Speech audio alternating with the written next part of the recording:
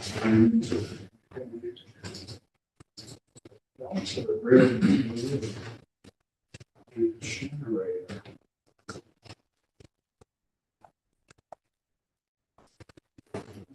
Where's the generator?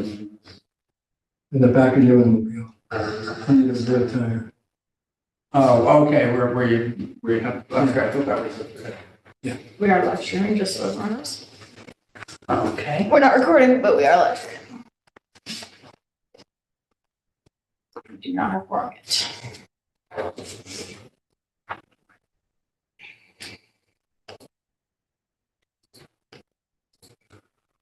Yeah, well, No, not yet.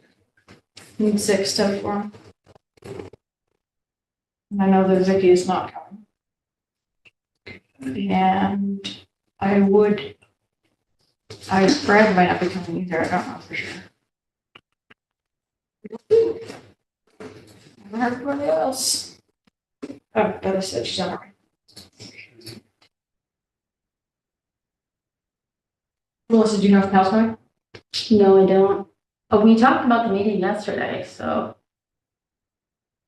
But I was talking about it to them, so. They didn't say specifically. Okay. Is that the, get your track? Yeah, the That's letter, true. the letter's out. Oh, shoot, that's right. Oh, Karen texted or emailed. So. I mean, your quorum, let me know when I will run out. Keep on going.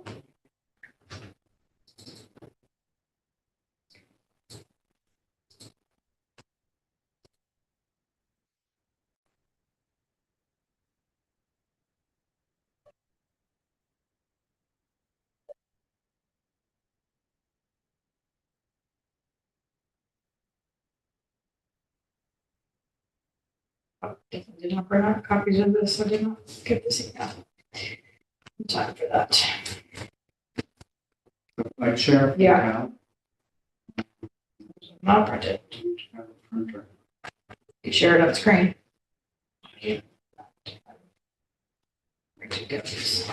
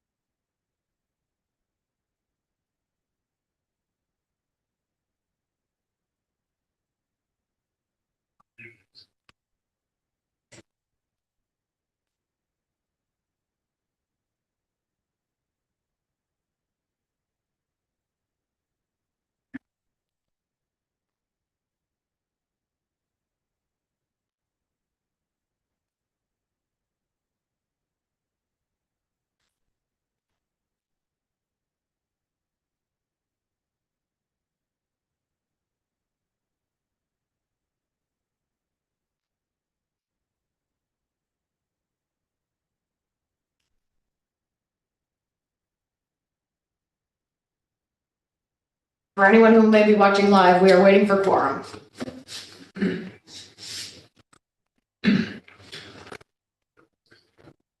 Julie, I sent you a little thing on the electric vehicle. Did you see it? Be specific. What was it? Okay, there was an electric, somebody had added in addition the generator to a wheel hub and to generate electricity as the automobile was moving. I can send it to you. Yeah. I sent it. Was it an article? It was an article, I think. and it showed a picture of the car. Oh yeah, did you send it right after the last meeting? Or did you send it more recently? More recent. I can send it to you right now. Okay, send it to me, yeah. And it's amazing, and this could be a game changer for the electric vehicle industry. If they, You mean for not regenerative braking? yes, if there's an automobile is moving, the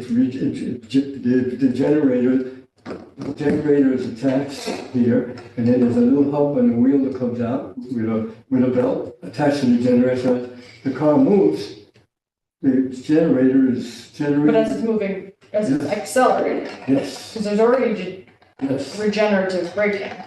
Yeah, it's not regenerative braking. It's actually a generator that's attached to the actual automobile. I send it to you right now. There's a picture of it. It's a prototype? Give me a second.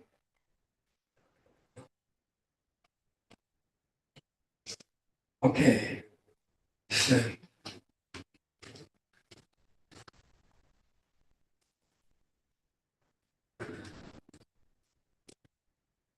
Would somebody mind going over Can I it? text Want to it? make sure nobody's. Text it to you, Julie, Oh. or email it?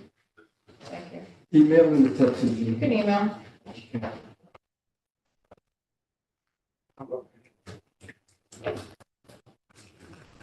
Got it. No.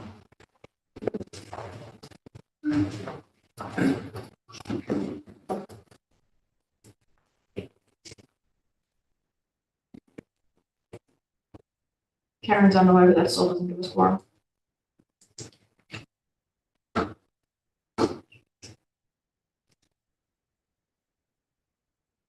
I know, Betta gets here too. That'll be fun.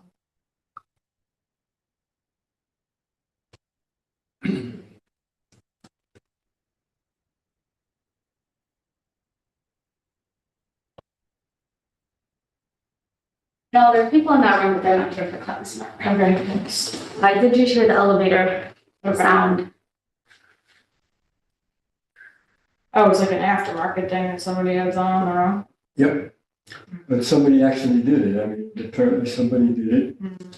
And yeah, brilliant idea. Yeah, if there's a way to generate power while you're driving, then you Yes. never have to stop to charge. That would be ideal. Still have to sort of overcome the friction and efficiency loss of the extra wheel. I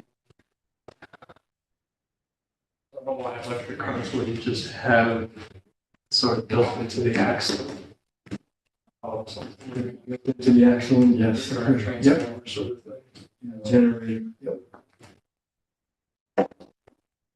To do the math, Will they do it? Of course not. Probably not. I don't know why an electric car developer wouldn't extend the range. One step closer to quorum. No, we're not.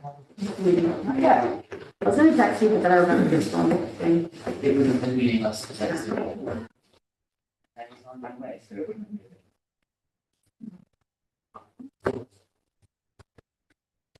Gotta say she's on the way, so, and Karen's on the way. Are we one away? I mean, 6. Cool little car. Do you put water in it? Is it? We're gonna do it, yeah. I just wanted to bring, so you guys can see it, then maybe next meeting, instead of time, I'll send it up. Is it all you need to do is add water?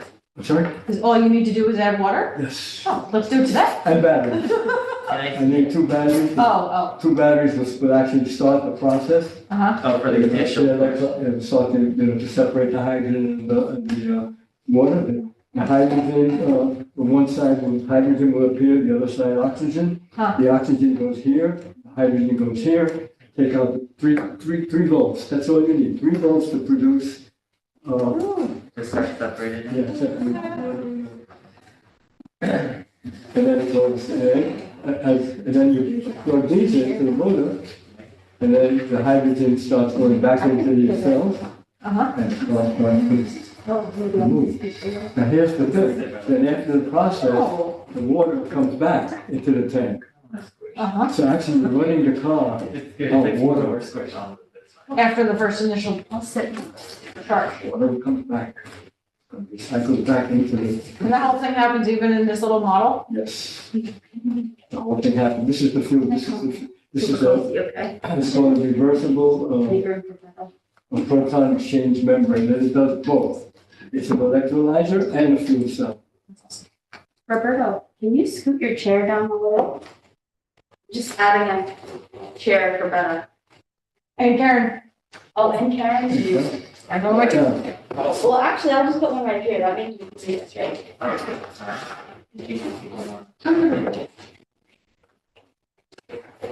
All right, and I'm going to call the meeting to order because we now have quorum.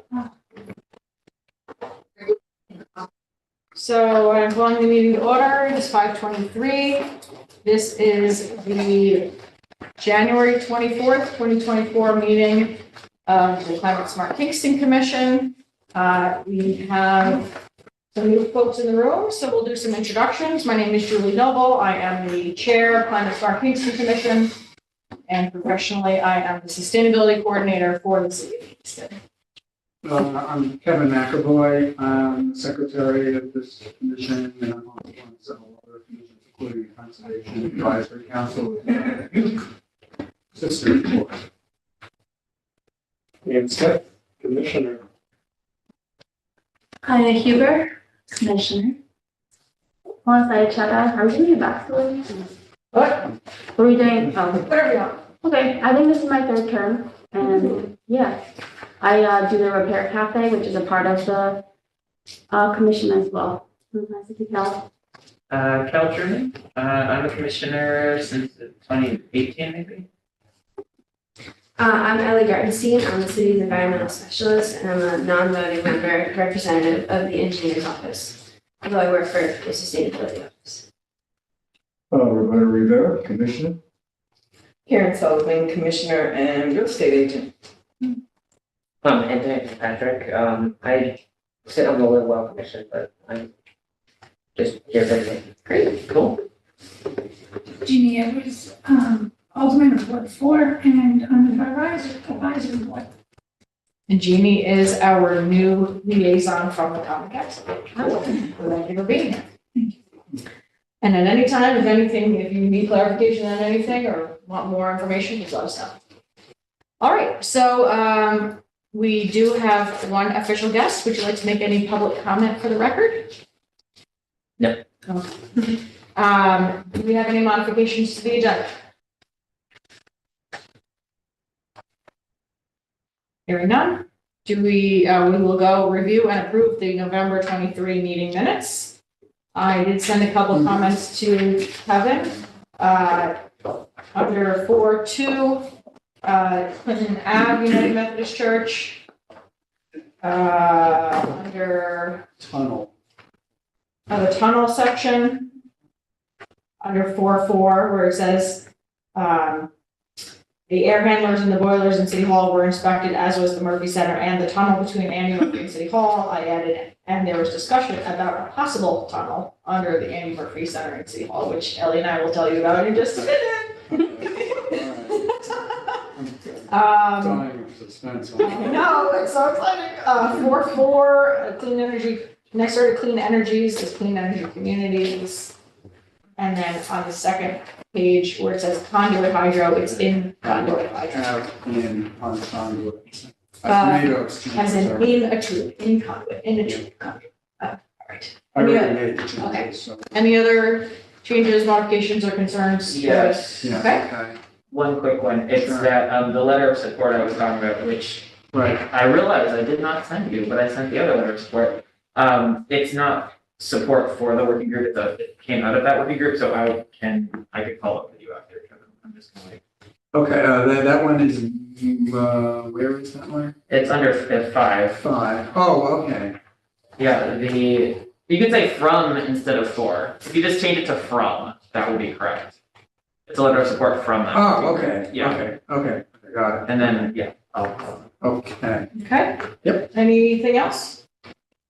No, we need a motion to accept the November minutes as amended. Cal, can we get a second? Second. Second by Roberto. Any discussion? All in favor? Any opposed or abstaining? All right. Thank you very much, Kevin, for putting that together. Okay, so old business, refrigerants. I have no update. I think I mentioned the last time that the state is within a transition period, moving from one grants portal to another, and in that period of time, there's like a hold on all contracting, so there's literally still waiting on that. But Cal, I don't know if you've had any communications moving forward about the, you did, great. A little bit. It's moving. So we're working on a refrigerant recovery effort sort of countywide, and including at the Earth Fair, which, we've done before. And I've been able to get in touch with Ulster BOCES about having their HVAC trainees be part of the refrigerant chemical recovery process, which will be really cool if it works out. So that's in progress. Sustainable Hudson Valley is also working on this. So refrigerants are a type of chemical that is in refrigerators, dehumidifiers, air conditioners, and freezers. Yeah, heat pumps. Heat pumps.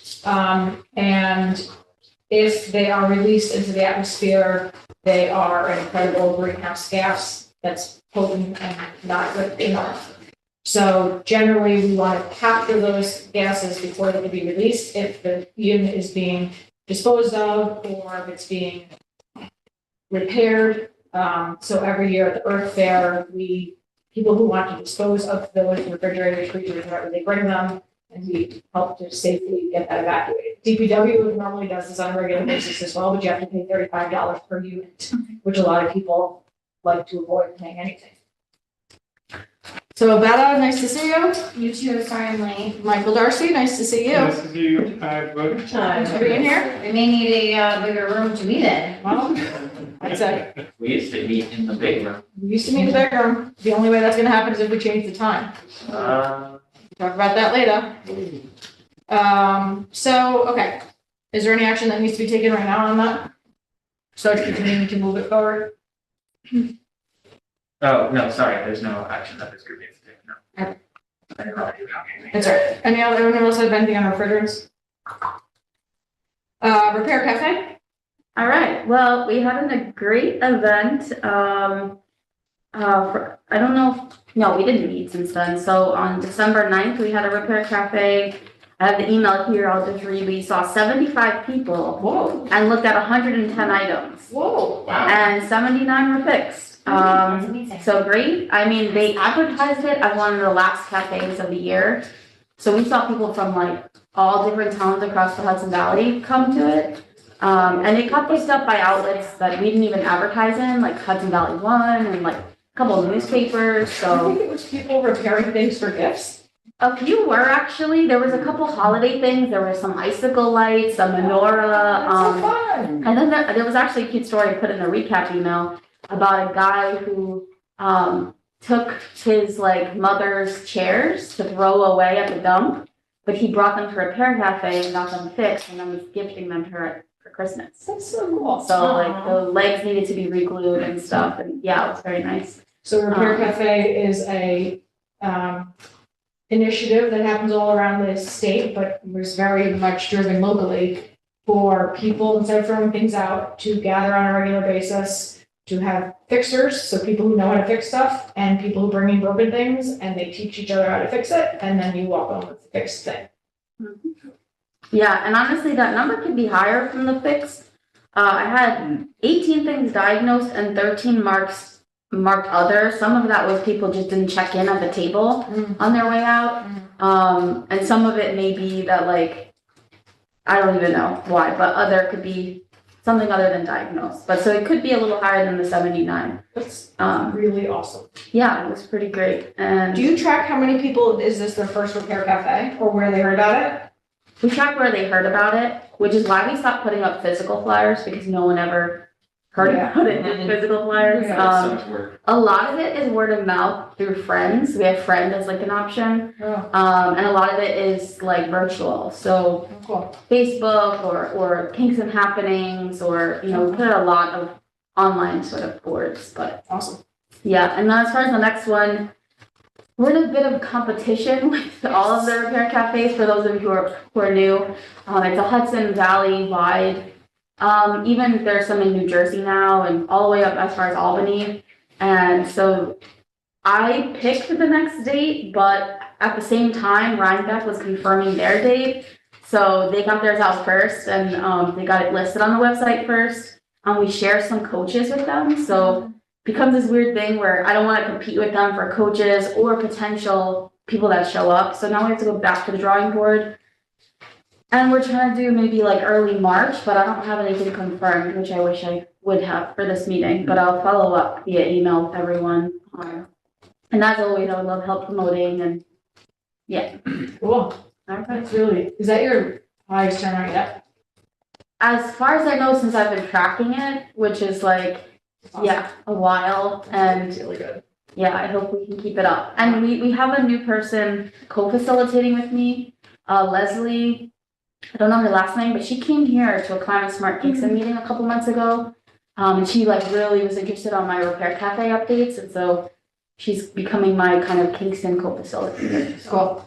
Well, since we did have, since the council did adopt $1,000 budget for the commission, if you need something in advance of the next one, let me know. Oh, great. It'll come out of my department office. Okay, I still, yeah. But Honestly, the it can't be like pizza. the day before. Okay, the pizza and the coffee for the coaches is the main thing. And I know you said. Yeah. Well, I'm gonna We'll figure have out how to to do figure that. that out. Yeah. Okay. Okay, great. This time I broke even, so I wasn't paying out of my pocket for it, which is good. And we actually made a little extra. So I'm gonna buy name tags for people, which is something I've been wanting to do for a while. So what kind of name tags do you, like actual formal ones? 'Cause Name tags, yep. Leslie knows someone who does 3D printing. Okay, So not just we're like a my name is. No, it's gonna have Okay. a Hudson Valley logo. It's Okay. gonna have a pronouns Okay. like thing. And yeah, could be nice. Cool. Yeah. Awesome. Yeah. Yes. There's one of these at a church in Port Huron, I think like next week, the Repair Cafe. So is that not? That's a different group of people. Yeah. So I'm just a facilitator for the Kingston one. Each town has their own, and then sometimes even like go in and do like joint ones. But there's a whole kind of regional facilitator, and then within that, there's kind of the facilitators of their cafes. Where is the one in Kingston? We switch between Redeemer Lutheran Church and Clinton United Methodist Church, and we're bi-monthly, so every other month. So we're supposed to do it in February, but now we're going to do it in March. So. Thank you. Yeah.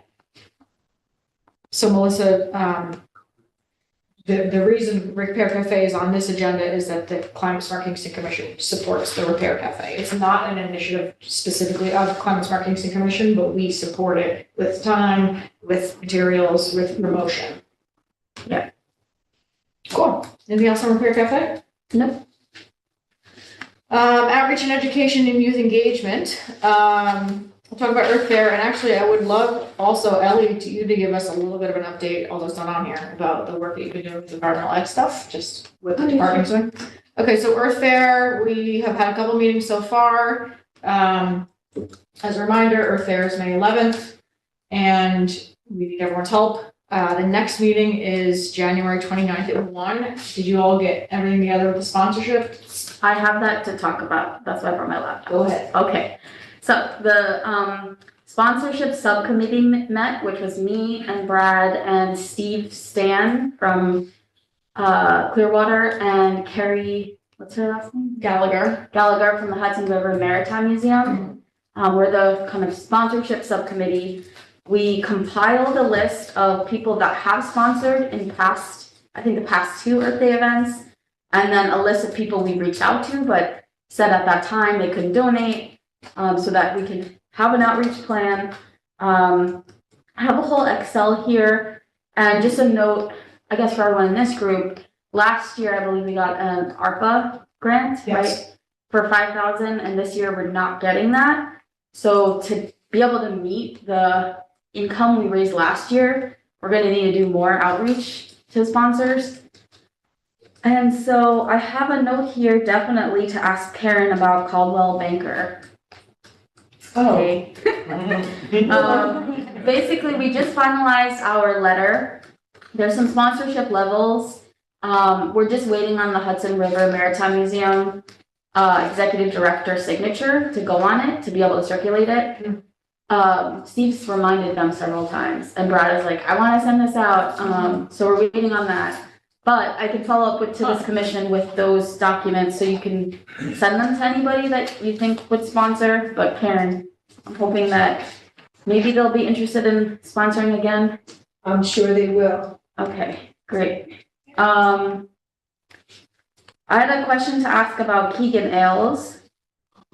So did we do root beer floats last year? No.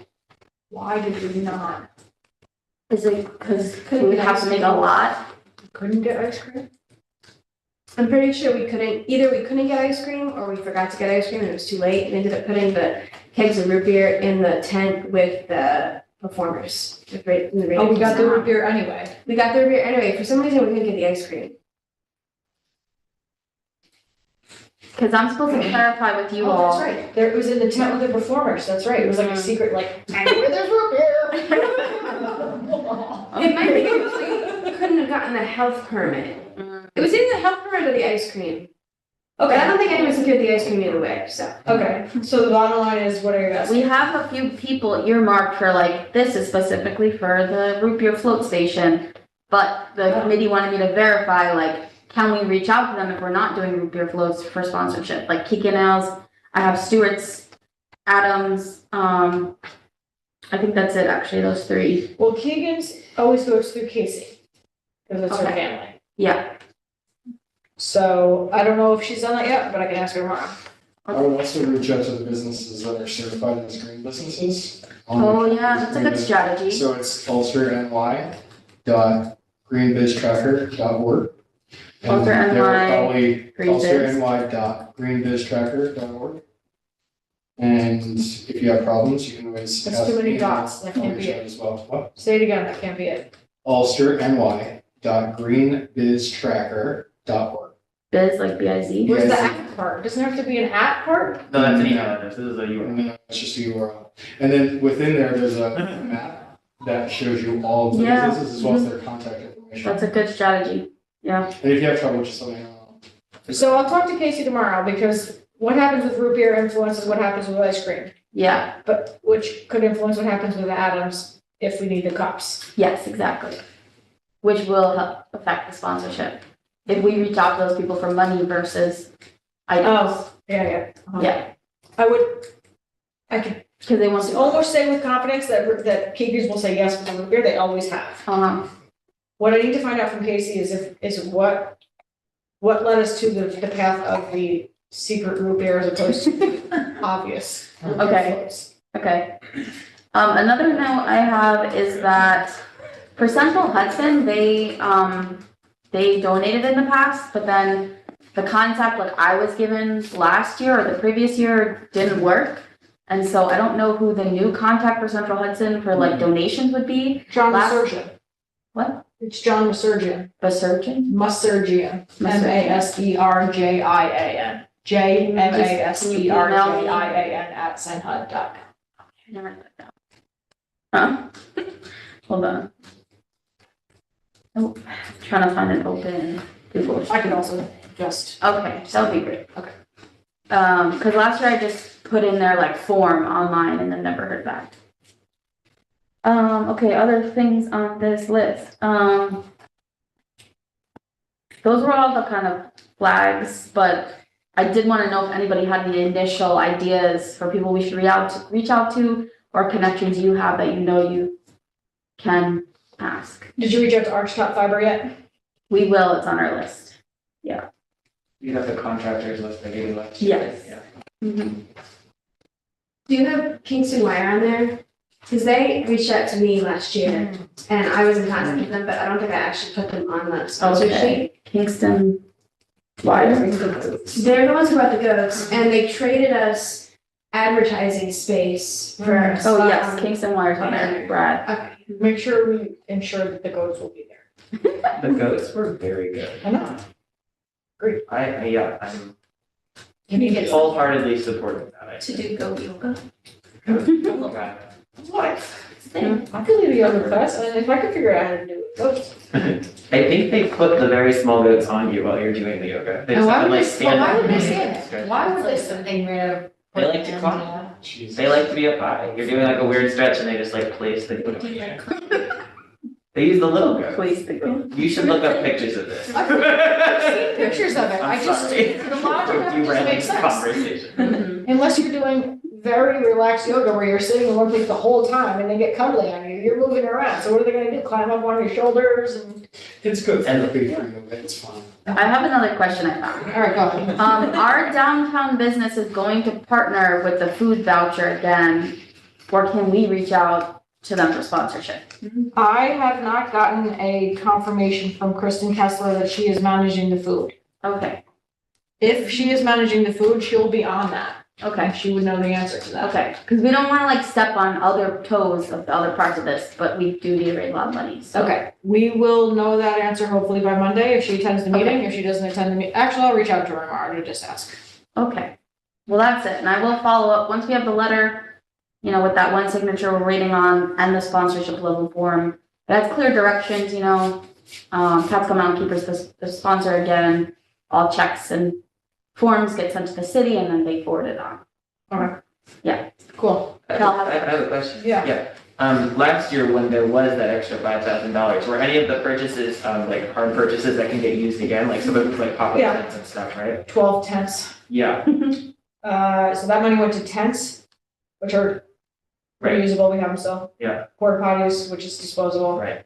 And that might be it. So The the tents. thing that will have to get paid for this year, that will need to come from somewhere new will be the porta potties. And the other expenses like paying for the food vouchers. Sure, like, Yeah. but, Yeah. but the part that's above Yeah. the previous. Yeah, I guess also this year we talked about, one thing is like signage and trying to weave together Yeah, the things at the Hudson River yard. Yeah. So maybe we need extra lawn signs or extra maps or Yep. more visual kind of things that may be more printing. yeah. Yeah, I would Cool. keep shooting for sponsorships and keep shooting until you get tired of shooting for it. Yeah. Cool. Anything else on Earth Fair? Again, if anyone wants to attend, the next planning meeting is on 1/29 at 1 PM. It's via Zoom. If you don't already have the invite, you can reach out to me and I will send it to you. Ella, you want to give us a quick update on what the city is doing for environmental education these days? Yeah, so the Parks Department runs a pretty comprehensive environmental education program that's mostly headed by my colleague Casey. But the program is so large that I assist Casey on many days when there are multiple programs or a lot of moving parts. And there's a variety of programs throughout the year. Right now they're seasonal, so right now we're doing a program called Winter Birdwatch, where it's a first grade program. We go into the classrooms, we give the kids a presentation about winter survival and birds and what they eat and what migration is, and they see some skulls, and then they play some games. They learn about different birds, how they use their beaks to do different things. They do some activities. They're doing, we make pine cone bird feeders, we make garlands to put on the trees with like Cheerios and stuff. We take them outside and we do some bird watching. We teach them how to use binoculars. And overall, the kids just get like a pretty good overall of, birds in the wintertime and survival in the wintertime. It's a really great class and we've been doing it now for a few weeks, but a bunch of them have been canceled because of the 2-hour delays of the snow days. So we're going to continue doing them for a couple more weeks, and then at the beginning of February into the beginning of March, we move into a program called Maple Sugaring, which go to Hasbrook Park, and we teach the kids about tapping maple trees, and if there's snow on the ground, we take them snowshoeing and stuff like that. So I'd say we're teaching on a day where we have double classes, we're probably teaching like 50 kids. On days we have single classes, like 25 kids. Anywhere between like 4 and 8 classes a week, hundreds of children at a time, like for each program seasonally. The programs themselves are divided up by grade. So this winter birdwatch one is for first grade. I don't know the grade for maple sugaring. I don't know if you know the grade for maple sugaring. Third or fourth, I don't know. Old enough to wear snowshoes. And then after that, we take them on tours of the nature center in the spring. And then towards the end of the school year, we go down to the point and we do kayaking and fishing and stuff like that. So great school programs. Kind of a restructure this year, moving it into like each program is for one grade, where in the past it was like multiple grades could do multiple different programs, but there was a restructuring at the administrative level in the school district, and then now they want it in this like first grade does this, second grade does that, third grade does that. So it's really fun. I like it. Yeah. What schools do you go into? All of them. So it's usually blocks. So this week was a lot of Meyer.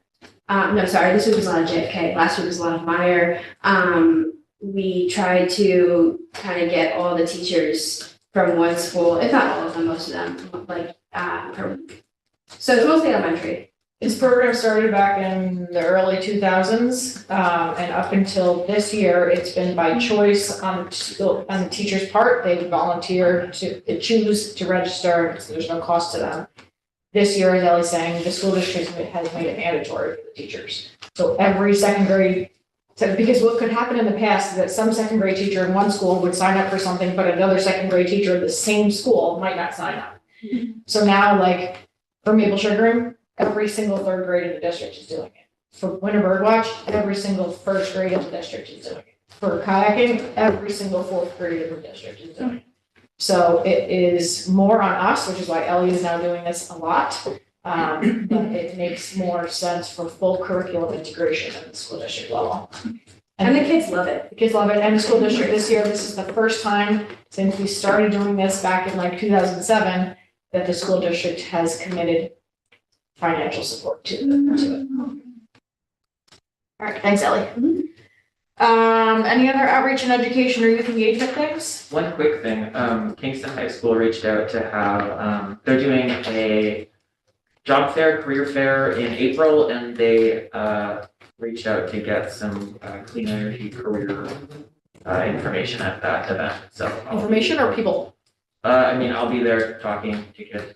Oh, great. To students. Excellent. I will note, actually, let me restate and clarify with the school district thing. It is not every grade in the school district. So there are no mandatory programs for high school or middle school. Isn't kayaking, Oh, kayaking, isn't that sixth grade? it might be fifth or sixth. Well, For sure, there's no mandatory for high school, but high school teachers can and often do reach out for us to do something specific, but there's no mandatory programs for that. All right, any other outreach and education? Okay, then moving on to clean electricity.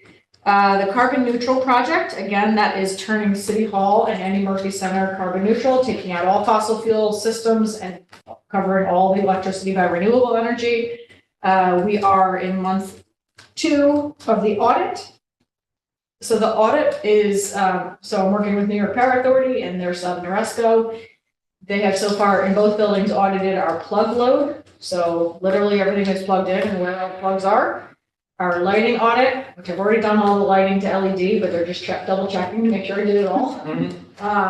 They did an HVAC audit. They did a solar audit. They did an EV audit. They did an envelope audit.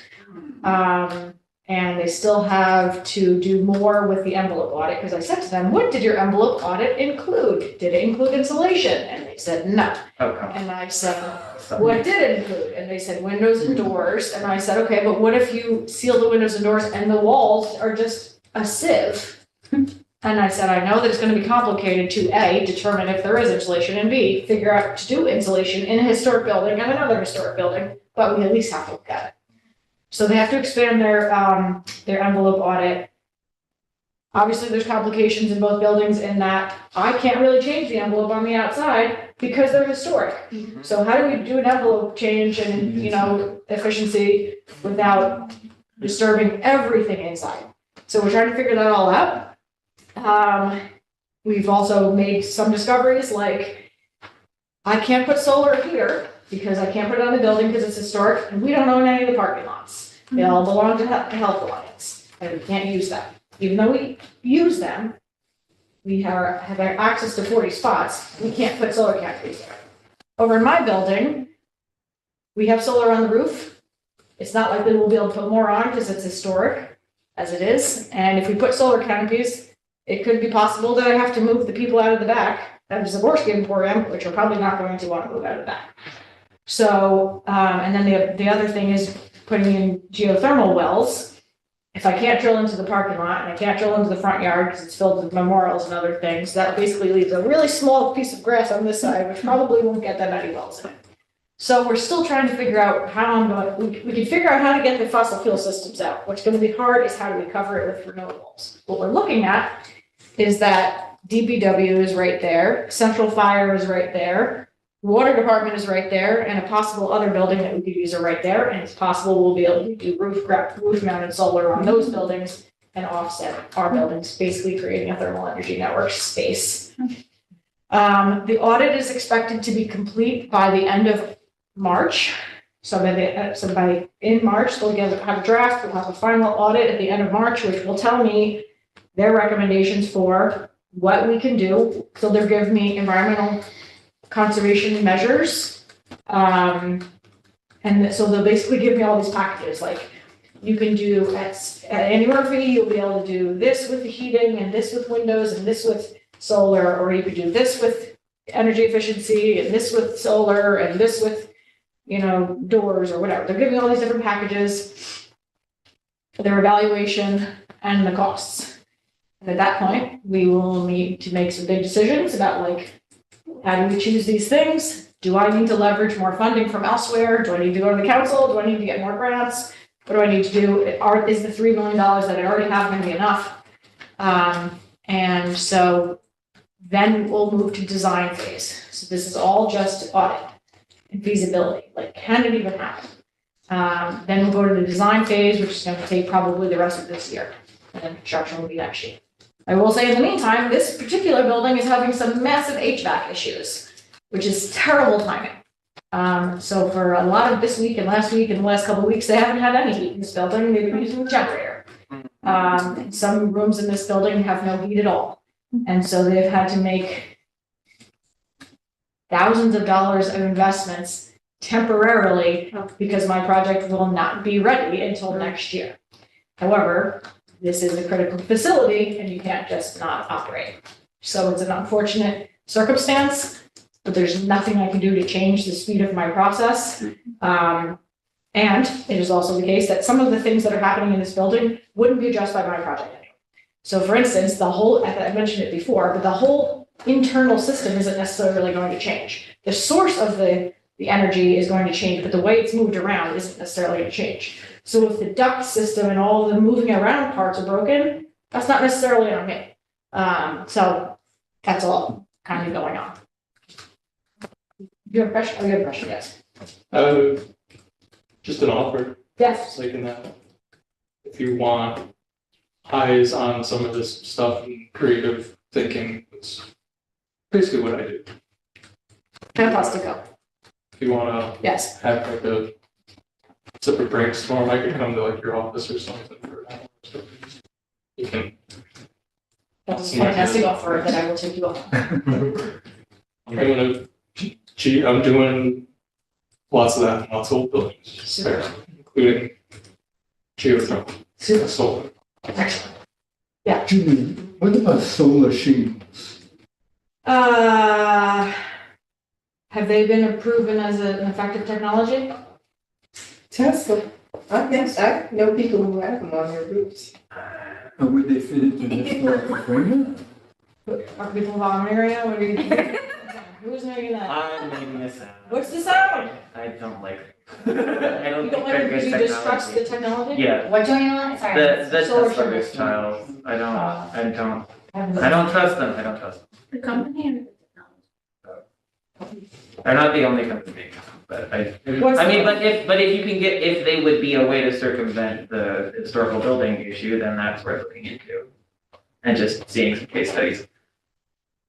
I'm skeptical of both too. There's more I will, vendors coming out. I will bring it up, but we have not talked about it. I think don't know if you we've not find talked about it out, because they're discounting it or because they haven't thought that I thought that that was an idea. I mean, it wouldn't have occurred to them anyway. So it's worth finding out if they would be acceptable in a historical building. If they are, Tesla's not the only company that makes them. I'm extra mistrustful of Tesla.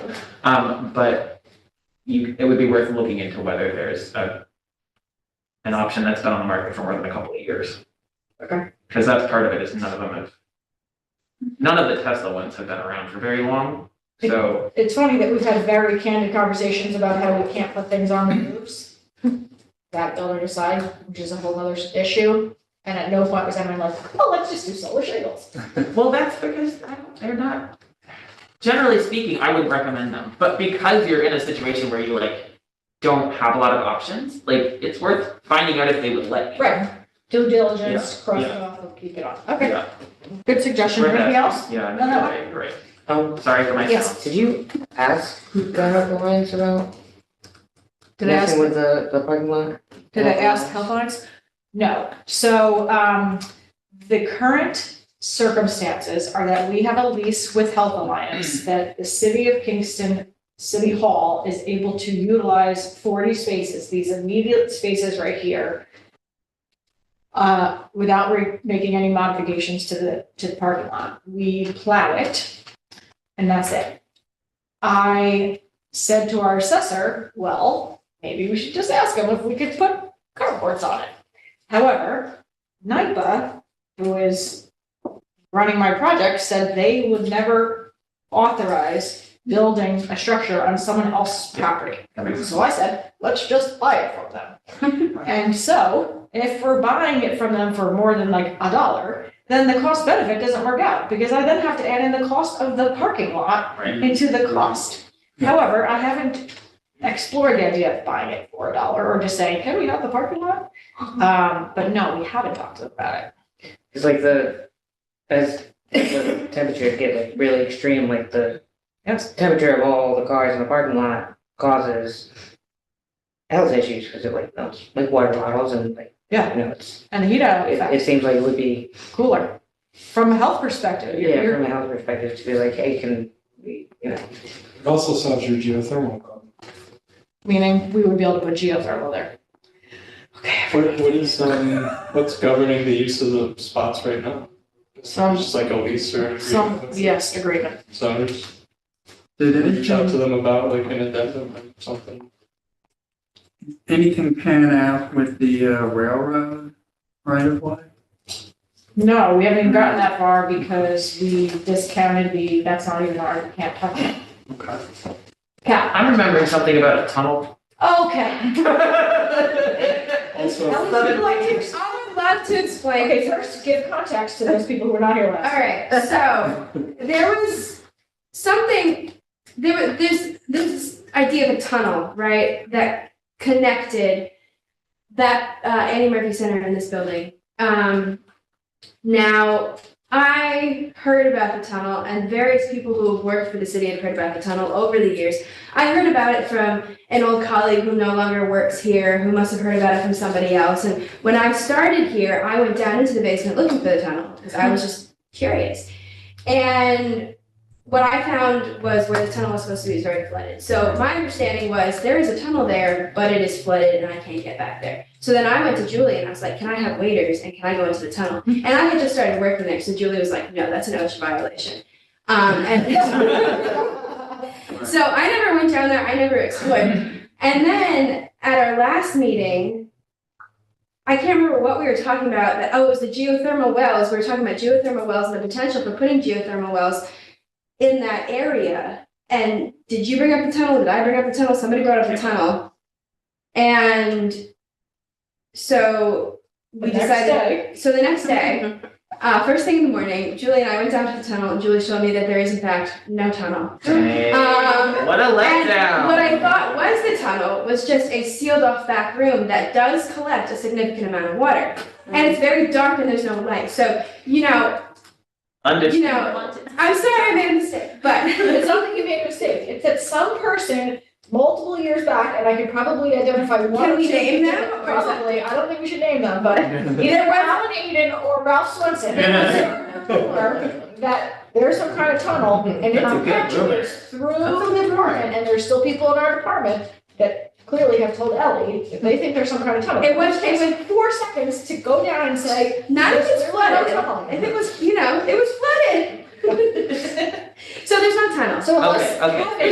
unless there's some kind of historic record that proves otherwise, I don't have a. which doesn't exist, Okay. the whole thing that I kept last We time. will not be sending a It cable was to like the tunnel. a decades-long practical joke. Yes, it's a decade long practical joke, and You're right. frankly, this And they got actually me. isn't even stopping it, because everyone else, I'm not going to ruin their jokes, they can continue on with this tunnel situation. I wish I never knew that there wasn't a tunnel. Ruined the magic. I choose to believe this. We just couldn't find it. I think the tunnel's under the water. Okay. It's just sealed off. Okay, anything else on that building project? Municipal goes solar installations, so I am in contract negotiations with solar generation for the Andy Murphy, the Andretta Pool and the Rhino Center. Last month, I got to go on the roof of the Rondout Center and the underground pool, which is really awesome. If you know where the Rondout Center is, it's at 105 Broadway on the corner of Spring Street and Broadway, right by the police station. It's a double layered roof, which I got to climb on the ladder to go on top. It's super fun. And they are currently finalizing their measurements to finalize the contract for that. So, I presume those installations will turn around pretty fast, assuming we can get the products, and it will probably be this quarter. Once I am in contract, I will know their final cost, and that lets me then move to the next phase, which is likely, and I think I mentioned this, but it's likely going to be a ground mount system on Wilbur Avenue at the DPW complex. If it is not there, it's either going to be the roof of the garage at DPW, the pavilion roof at Kingston Point, or frankly, any pavilion roof, because they're all exposed to the sun, or Central Fire, which is down here, or the wastewater treatment plant UV shed. There's a lot of different options. So I will keep you all posted, but for now, we are getting in contract with solar generation.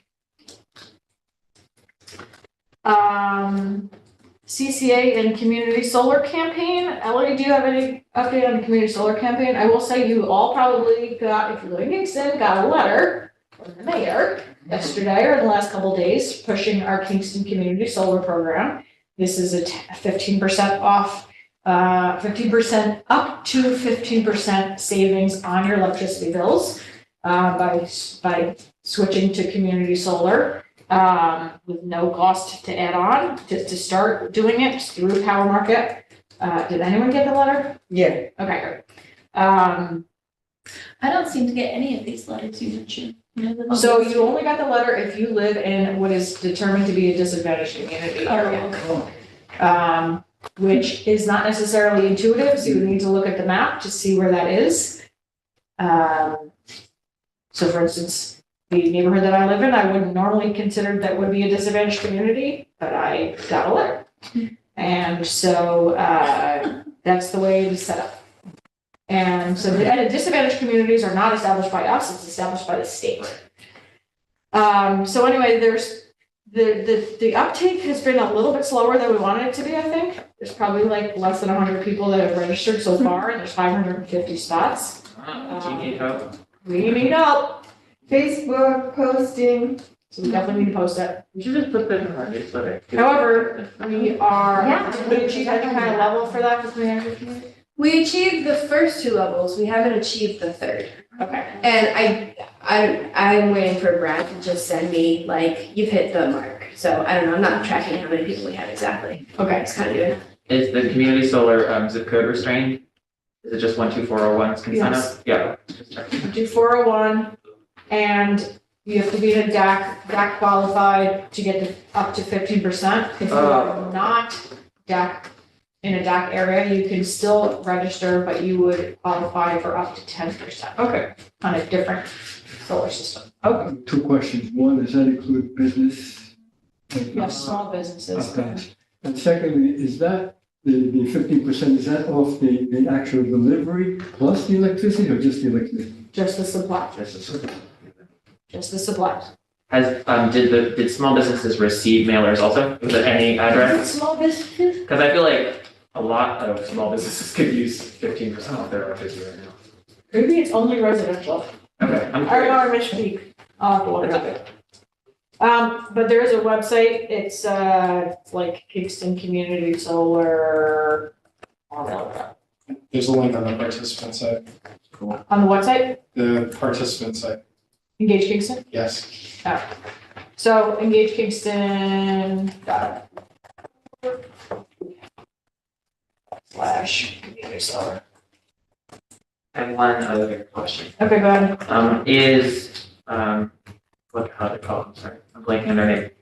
MPET, is MPET working with you on this, or is this a city? MPET is doing it. Okay, MPET is doing it. Okay. And that is partnering with Power Market. Okay, great.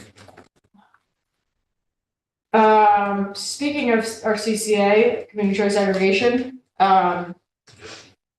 yeah, so if you go to, actually, let me just. Yeah, I saw a thing they were tabling at somewhere. I think it was the YMCA or something. They were Well, yeah, they are tabling everywhere, Yeah. including at People's Place, Mhm. the Y, all. So if you go to engagekingston.com/community-choice-aggregation, you can, that's where you can go get information to sign up, Duck Solar.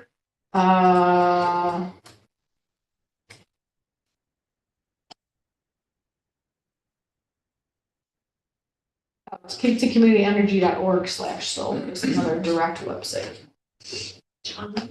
Yeah. Do they need to have 500 signups in order to even start building? I don't know the answer to that. There's a threshold of like maybe. There's probably a threshold, but I don't know. Julie, what is that website again? kingstoncommunityenergy.org/solar.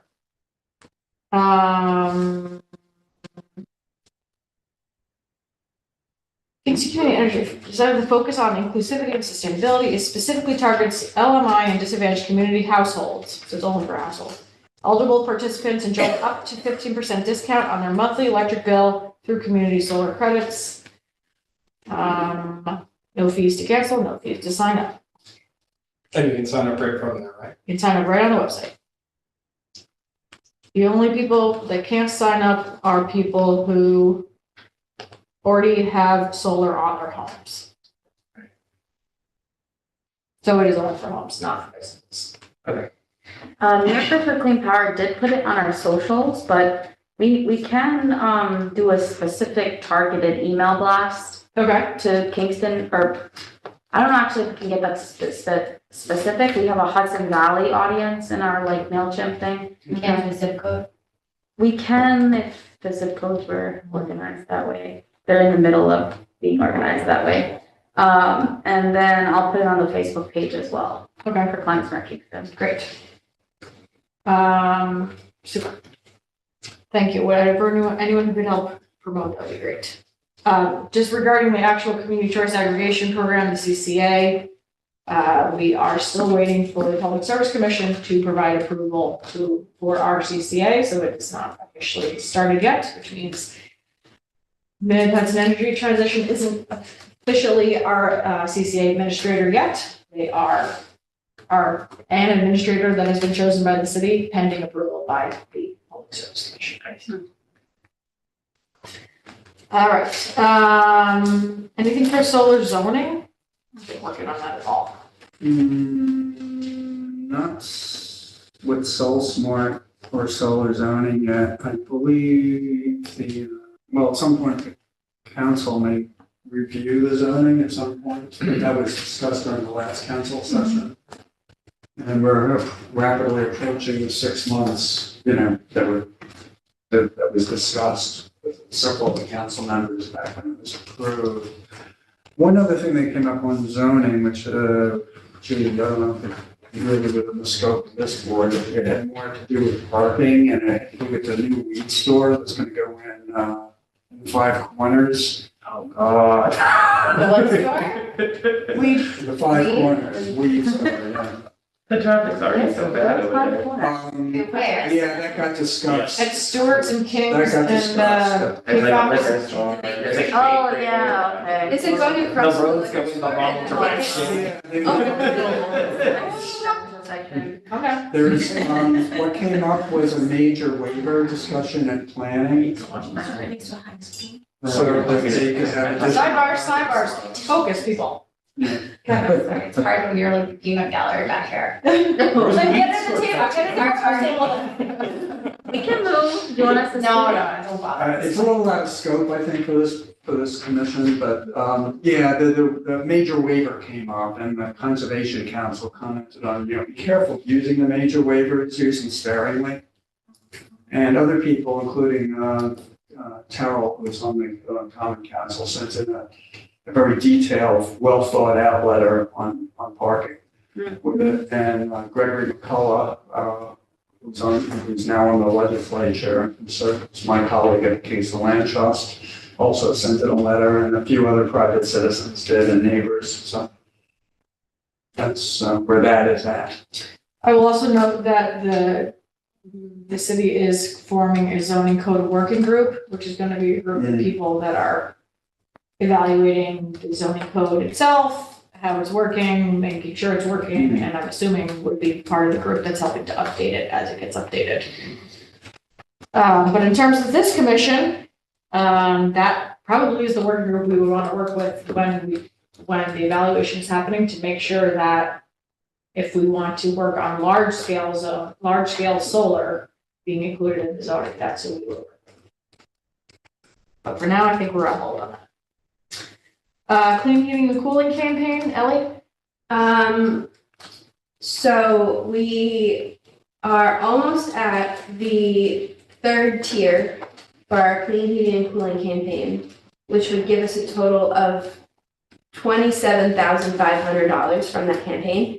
I need 3 more permits. I actually had just enough permits to get level 3, but then there were 3 permits I couldn't use because the contractor wasn't listed on the permit. So unfortunately, I know, but it's okay because I'm gonna get more next week. You know, we're just waiting. The money's gonna come.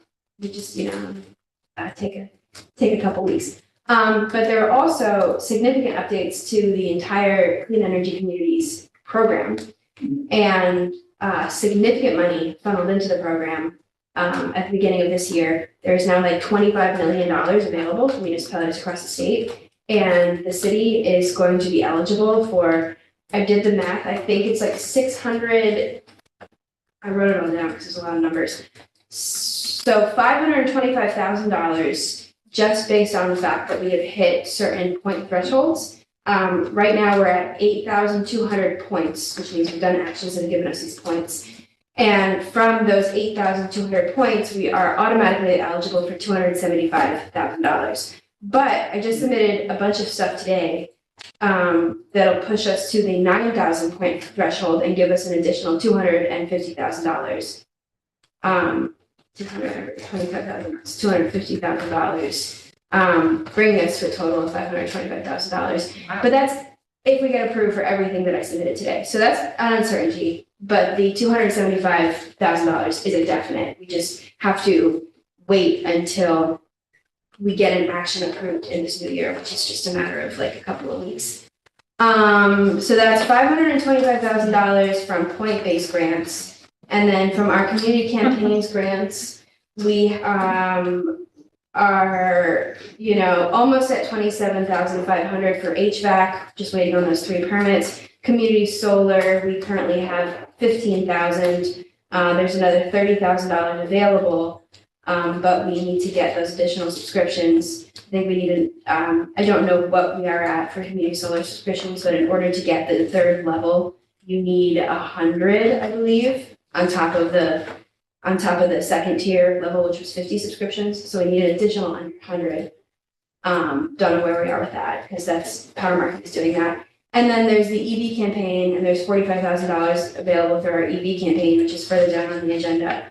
But the EV campaign, they have a new form that we had to submit for the EV campaign, and it was a little confusing. So I have not submitted it yet because I just was a little confused by it. But hopefully we'll get some clarification on that from our CEC coordinator when she has an opportunity to get back to me.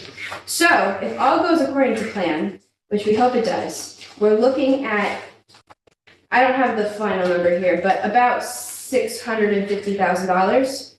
Not guaranteed, but that's like an ideal situation. And didn't Eleanor say like 750? Did she? In her email to us? She might have. 750. I might be missing some money here. Yeah, so it's close, it looks like we're looking at $750,000 Good. as a You gift. go buy some solars? What are you gonna So do? we're gonna buy some solars. Okay. Yes, so Ellie and I have a meeting with Eleanor, who is our coordinator at the Valley Regional Council next week. Because it would be super if all of this would equate to one check that they gave us. That is not the case. It's like 50 different contracts. 1, 2, 3, 4, 5, 6, 7, 8, 9, 10, 11, 12, 13, 14 checks. And like 14 different contracts. So she's gonna help us navigate through that, but ultimately it'll probably be one huge lump of sum, which I will then not have to go to the council to ask for money to do solar on more buildings. And then the easiest thing that is the most turnkey is solar. So all those places I listed before, after I use up this money that I have from this current pot of money that had been allocated by the council, I'm gonna move on to that. We'll just keep putting in solar. Great. Everybody's doing an incredible amount of work. Did you get all those emails Yes. today? Okay, just make sure. Yes. Thanks, Jean. Thank you. Can I make an appointment with Ellie and you? Yes, Okay. Yep. Thank you. you're up. All right, so excellent work on the clean heating and cooling for literally no work on our end and it's just happening. Yeah, we gotta send them a few pieces of information. They give us $250,000. Very, very generous. Good. All right, clean hydrogen, Roberto. Okay, Kevin and I are hoping to, as soon as possible, see if we can arrange meetings with the hydrogen fueling station in Connecticut and Plug Energy, they produce hydrogen, liquid hydrogen, and they produce hydrogen fuel cells, and they're up here in Latham. So that's hopefully, I would like to really try and arrange an actual presentation from Plug Energy. We can get them to come here and actually do a presentation. Sure. Of what they do. And the other, and in Connecticut, that would be actually to do a trip to actually see what a hydrogen fueling station looks like. This little thing here is it's a reverse proton exchange membrane, and what this does, you have the hydrogen, you can produce, a fuel cell actually produces electricity, and the electrolyzer actually produces the hydrogen. This does both at the same time. So one part of it produces the hydrogen, the other part produces the oxygen. The oxygen is stored here, the hydrogen is stored here, and then you actually, what you do is you just connect a battery to produce the electrolysis, right? To produce the current, to separate the hydrogen and the oxygen.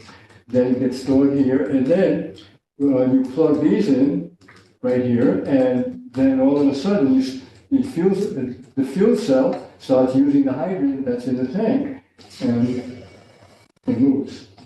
The end product is water. And Julie, remember you asked in the last meeting one of the reasons why hydrogen is not really taken off. Yes. And I think this supposition on my part, this actually will run on water.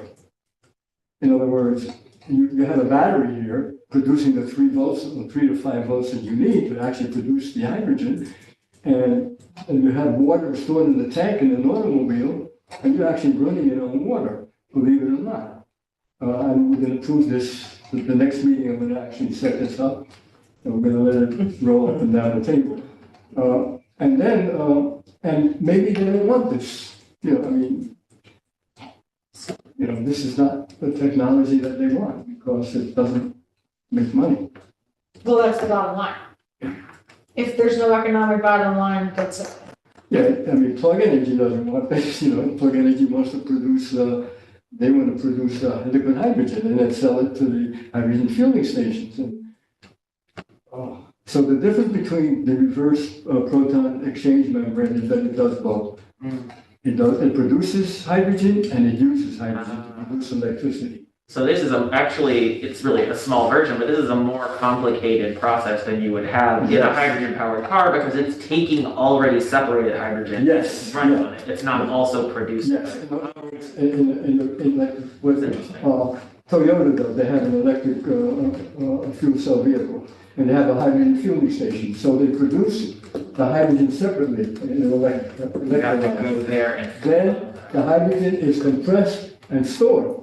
And then from storage, it goes to a service, like a pump. So it's and then you bring the car up and you put it in just like gasoline. This does both simultaneously. Amazing. That's clutch. I wish I had built this. I bought it at Barnes & Noble. It's a science kit. And I saw it. I fell in love with it. And I said, Nice. I bought it, yeah. And I've been studying it and falling in love with it. Well, next month it's gonna So get some action. next meeting, we'll set it up to half an hour. Probably just a half an hour would be enough. Okay. We have to use distilled water. We'll put the water in here. We'll put the batteries here. The batteries will produce the electricity, produce the hydrogen. And we'll take out the batteries And we'll plug in the motor, the 2 wires for the motor, and then it'll run. What's distilled water? I'm sorry? What is distilled water? It's gone through a process so that there's no impurities in it. Yeah. Okay. What was the question? For pipeline. Distilled water, what is distilled? Yeah, distilled water, yes. Yeah. And the reason why you don't want the minerals to corrode the electrodes. Okay. And then the water will come back here. In a regular fuel cell vehicle, the water goes out the exhaust, right? And it goes out into the street. Here, the water's gonna come back. It's gonna come back here and then it can be reused again. Right. Can Yeah, it's amazing. the water be consumed? Does it produce clean enough water to drink? Interesting. I would, but maybe.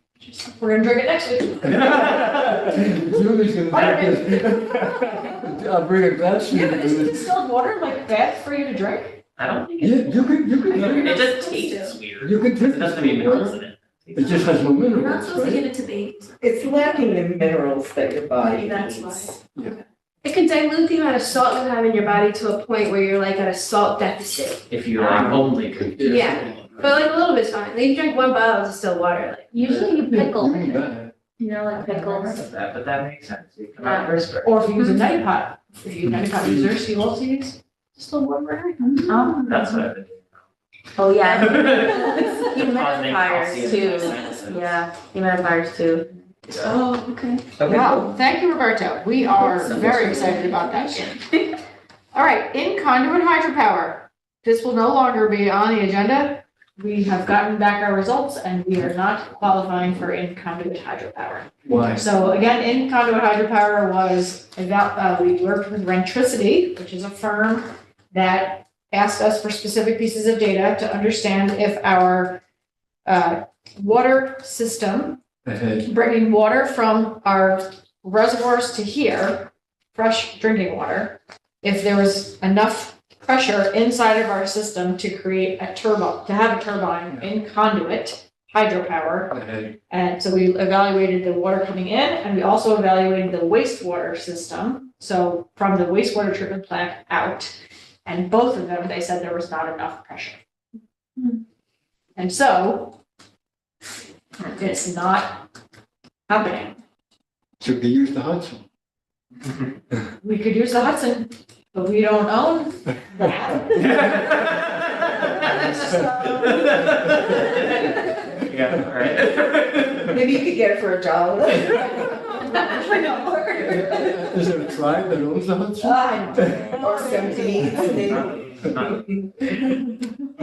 So we did our due diligence, we evaluated it, we even had people lined up to help to pay for it, and it's just not feasible here. Which they gave us, they alluded to that when we even started talking to them. What was the company again? Rentricity, Rentricity. like Thank you. RENTRICIT. And they wanted to produce a certain amount of electricity, so the head wasn't good enough. Correct. Yeah. Yep. Yeah. So check that off as a emerging technology that we evaluated, but is not feasible. All right, so moving on to education and workforce opportunities, green jobs. Does anyone have anything to report on that? Oh, I kind of already did. Kind of like already did. All right. Sustainable mobility and land use, anything with the city fleet, Ellie? No updates to the city's fleet, but I did do a audit that we talked about a couple meetings ago that I can share the data from that audit. It mostly concerns the EV charging stations. I don't know if that fits in anywhere else in the agenda, but. Sure, UV infrastructure. So we did an audit of our EV charging stations, looking at data from ChargePoint, which is the administrator of our ChargePoint stations. And we were looking at usage patterns between the public versus the city employees, how many kilowatts or kilowatt hours are outputted over what period of time, and how much of that time is spent, actually charging versus when a vehicle is just plugged in and idling with the charger. And we found that city employees, when city employees are charging city vehicles, they spend a significant amount of time charging. So we are maybe going to move forward with some initiatives to reduce that because they spend a lot of time parked at the station with the vehicle just plugged in for like multiple hours beyond, you know, the battery being full. Sometimes overnight, sometimes over long weekends. There was a couple pieces of points of data where the vehicles were plugged in for like 3 days. Just because somebody plugged it in on a Friday, nobody had work on a Monday, somebody came in on Tuesday and unplugged it. But that's 3 days with vehicles sitting at the station, taking up a port, you know, and preventing the public from using the EV charging stations. But we did I printed it out so I could have some in front of me. I looked at the amount of money we've made from the fee structure as well, and that's in here somewhere. We implemented a fee structure, I think in what, February or March? February. It's somewhere. Or March.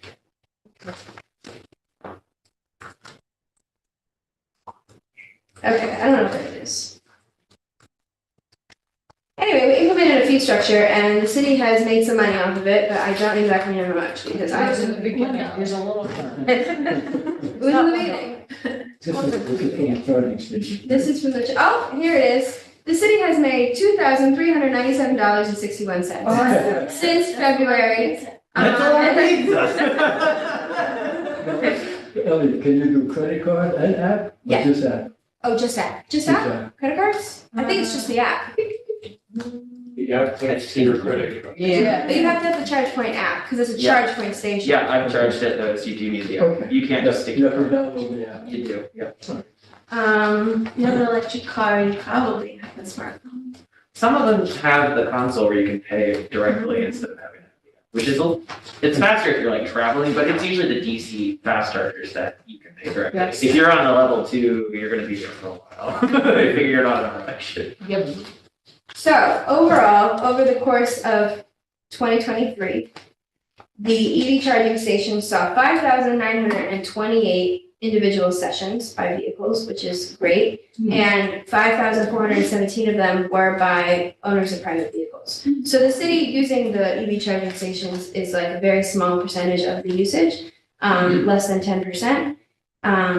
So that's good to know, but it is important that the operators of the city fleet who plug in their vehicles and use these stations are unplugging them when they're done charging, or else that, session that they have is could prevent I don't know, 5, 10, 15 individual stations with vehicles plugged in over the weekend. How many EVs do we have in the city fleet? That's also in here. 9 or 13. We have 13 plug-in electric vehicles and 10 hybrid electric vehicles in the police department that are not plug-in. And So 23 if you count the 10 in the police So department. the police have the plug-in, the hybrids? Yeah, the police don't have plug-ins, they have regular The hybrid. hybrids, and the 13 plug-in electric vehicles, there is one in the assessor's office, 1, 2, 3, 4, 5, 6, 7, 8, 9 in building safety. Parking enforcement has one, the Parks Department has one, and the police department does have one. It's the school resource officer vehicle. Are there any plans to expand the fleet, Julie? Continuously. Yeah. You keep trying to fight it. I just wanted, Julie, I sent you, remember that Yes. crazy thing? Just one, can I Yeah. explain this? Somebody has come up with an idea with the electric vehicles, put a little generator right here, and then a generator, and it would be, and then here they put a little, I don't know what you would call it, like a little extension where you would do a belt to the generator, and as the car moves, it's going to produce electricity. And I was thinking that in the future, if we do have a lot of electric fleet, could our mechanics do something like that? Could they? The issue with something like that is that the friction you're using to generate the electricity makes the electricity not work as well. Like you're using, like those kinds of things don't.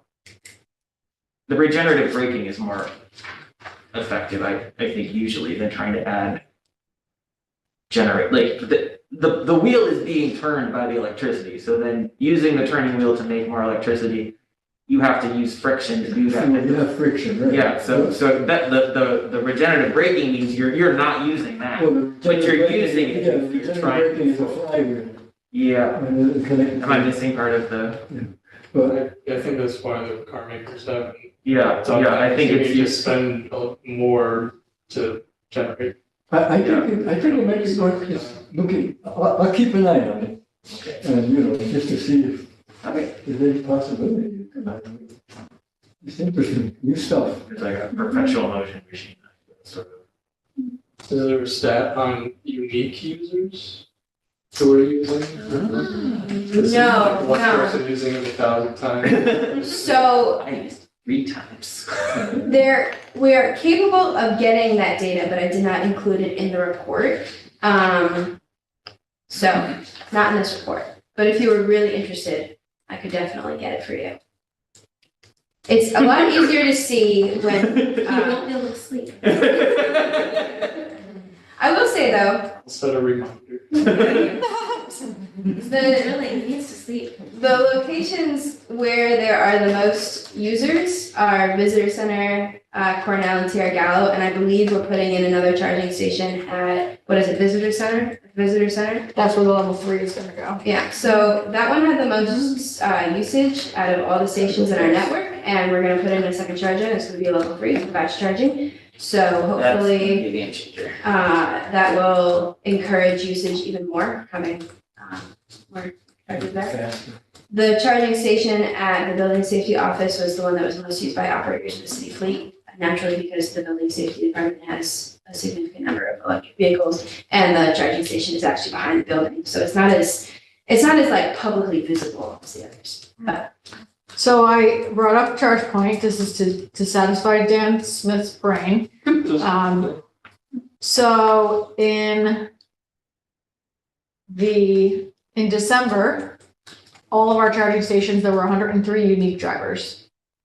In the last quarter of this year, so October, November, December, there were 221.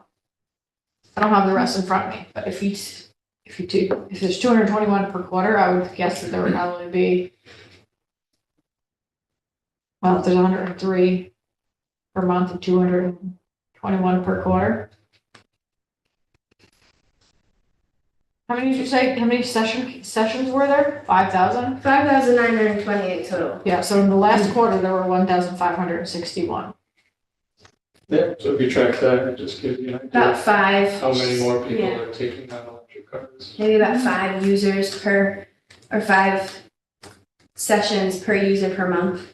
Yeah. Ish. So ChargePoint sends me like a summary every month, which is what one of the services would pay for. But interestingly, it doesn't seem like this having a year-round one, which is something they should do.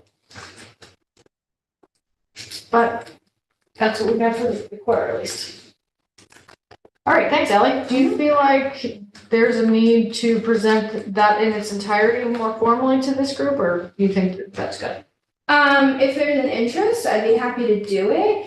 The majority of this, the bulk of the report is made up by individual data from individual stations. I think it's more useful to look at the cumulative data in the back, which is only a few pages. So I think it would be more worth everybody's time to just present the cumulative data. But if there was an interest in like the whole thing, sure, I could do it. No? I think cumulative is great. Okay, so next meeting, you can do that? Sure, yeah, great. And now this wasn't intended to be necessarily something that we promote or post. The mayor will be sharing it with other staff so that people understand like, hey, this is what we should be doing better. But it would be great for Ellie to just kind of give us a wrap at the next meeting. So we'll put that on next month's agenda. I will also say though, an important statistic, we saved, or the users saved 8,708 gallons of gasoline in 2023. Sounds really cool. Hooray. All right. All right, anything else on the fleet or EV infrastructure? Or the EV campaign? So you don't think that should be like a social post for Facebook? Uh, Because it's not really being. Let's wait till next month where Ellie has like Okay. some formal something to present, even if it's just like one slide that maybe we could share. Okay. Okay, and we can do that to create context to it. All right. Bike share. Did you get my email? I did not get in time to print it. That's so- fine. The important thing is that I did. Okay. You want me to put it up on the screen? Sure. That would be fine. I brought my laptop if that was easiest, but I also probably pull it up on the would folks like me to read through it? This was our letter to the Common Council to support concept of having a bike share. Whether it be electric or pedal power only. Yeah. I will accept whatever you need me to change feedback or formatting wise, Julie, but so the body of the letter is to the City of Kingston Common Council. My name is Kyle Truman. I am writing on behalf of the Climate Smart Kingston Commission, where I've served as an appointed commissioner since 2018. We wish to express our full support for a bicycle sharing program in the City of Kingston. There are many benefits to bicycle sharing. A study published in 2021 found that bike share programs in the US decreased public health care costs by over $36 million annually. Bike-friendly streets, such as are both built and being planned in Kingston, support ridership by allowing a wider range of riders to participate safely. Bike shares are safe. From the launch of the country's first municipal bike share in 2007 through the most recent data available from 2014, there were 0 fatalities of Americans on bike share vehicles. Bike shares decrease traffic and parking congestion and promote physical activity. Bike sharing also provides expanded transit access without adding to the combustion-related pollution that causes climate change. In a city like New York, where public transit is extensive and frequent, many people choosing to ride shared bicycles are doing so rather than taking the subway, which makes little to no difference in pollution. However, the limited public transit options in Kingston mean that many residents are taking frequent taxis and car-hailing service rides, which would mean that replacing those commute vehicles with shared bicycles would prevent unnecessary car rides and related pollution. Changing just one city trip per day from a car ride to a bike ride lowers that rider's climate warming pollution for the day by 67%. The University of California, Berkeley has calculated that each mile a person travels by bicycle instead of car prevents about a pound of carbon dioxide pollution from entering the atmosphere. Previous bike share proposals have met with unanimous support from our commission. Transportation is the second biggest producer of climate pollution in New York State, causing 28% of our warming impact. The city's 2030 Climate Action Plan commits us to reducing combustion vehicle use, as well as the tailpipe pollution that comes from gas-powered cars and trucks. Expansion of public transit is helpful and necessary, but does not meet the needs of residents located farther from public transit routes or who require transportation on demand and cannot work around the bus schedules. Providing clean, electric or human-powered transportation around the city helps us reach that objective. For further context on the role of bike sharing in meeting municipal health and climate goals, please see the studies cited listed below or reach out to our commission with any questions. Sincerely, Cal Truman and the Climate Smart Kingston Commission. Great job, Cal. Thanks. Yeah. Sorry, James. Covered everything. I have to read some reports. Is that a real statistic? Yes. That 0 fatalities? Yes, yep, Well, it says 2007. of Americans. Yeah, I only had the report for the US, so. But the first bike share in the US was launched in Tucson in 2007. And the data up through 2014, when the study I found was done, showed 0 fatalities. It's not that nobody got hurt, but nobody died. Other comments? Yeah, one of the things that makes that true is that the bicycles used in bike shares, like you've seen the city bikes maybe, they're like heavier, they're lower to the ground, they got a low center of gravity, you can only go so fast. Right. And so they're actually less likely to get in an accident than like a better bike. Because you can't like zip through traffic really. I will say, I feel like that's a concern of Rose Quinn, who came to our meeting, and I believe her partner passed away in a bicycle accident in Kingston. And there have been a few bicycle deaths, I believe, in Kingston. And she's very active on Bike Friendly Kingston. And so, I don't know, is she in the Common Council or? No. Okay. Is that a concern somehow? Yeah, I know she was very not wanting us to move forward because of the safety concerns about bike share programs. So this is interesting data, but I don't know. Yeah, I did not make that up. So. Yeah. Do we have a company that we're dealing with? No. So I would just, a couple notes from my end. Yep. It's not typical that we write the person's name who wrote the letter. Great, I can take my name out. I just didn't know. I would just say. I've never written a letter. On behalf of this, I would take out my name is Cal Truman, I would Sure. just say on behalf of the Climate Smart Kingston Commission, and then in the signature, it would be Climate Smart Kingston Commission. Okay.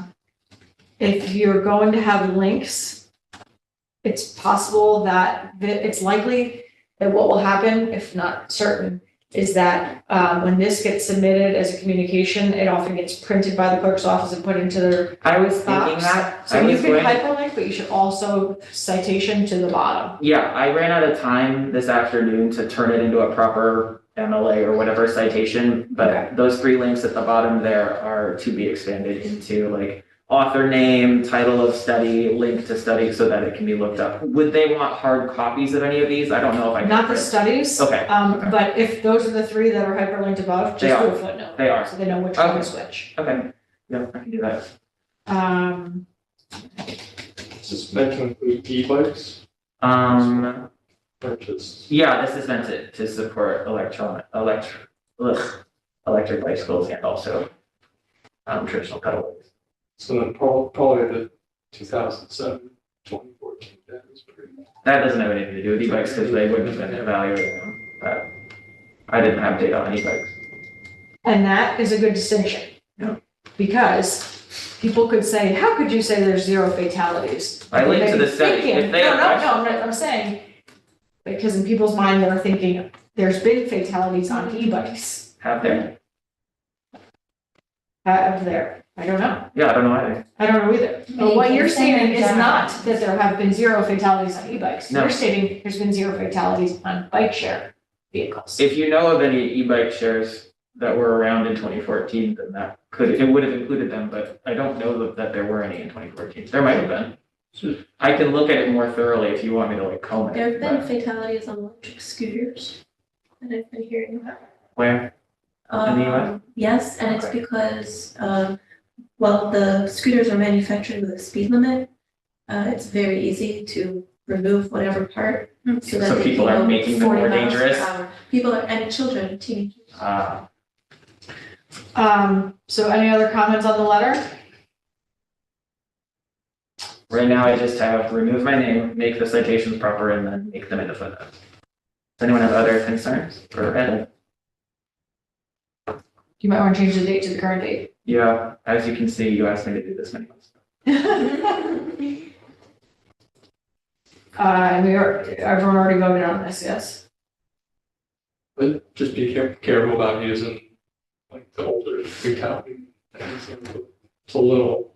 That's the data that's available, which is why I said it like that. If you want me to remove it, I can. If it feels misleading, I'll take it out. I used it because it was the most recent data that I could find.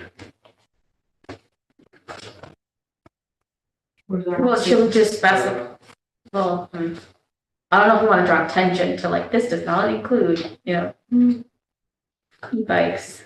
It only doesn't include them because it goes up to 2014. I don't Yeah. know if they were e-bike shares in 2014. Nothing from the city bike? Your city bike? If you find a more, if folks want to take some time and try to find a more recent study, so I will have more recent data, I'm happy to update it. I just don't have any more recent data than that. I mean, I'm not a voting part of this, but I will say this commission needs to be able to stand behind the statement, bike shares are safe and 0 fatalities, once this gets handed in. It's literally true. It's in the report. There were no fatalities from 2007 to 2014. Yes, I'm saying though that they could say 2014 was 10 years ago. Yeah, no, they can. They definitely can. I don't have more recent And information. maybe you should say that in the letter. Yeah, what do you wanted to say? Just specify the years that there were no fatalities. It's in there. Yeah, yeah, Oh, okay. yeah. It's So it is what it is. I just Googled city bike death. And the first person to ever die on a city bike died last September. One person in 10 years of operation. And it was on an e-bike, an e-city bike. Maybe that's what you should use. Oh, I yeah. don't want to use that because I don't have anything for the intervening years.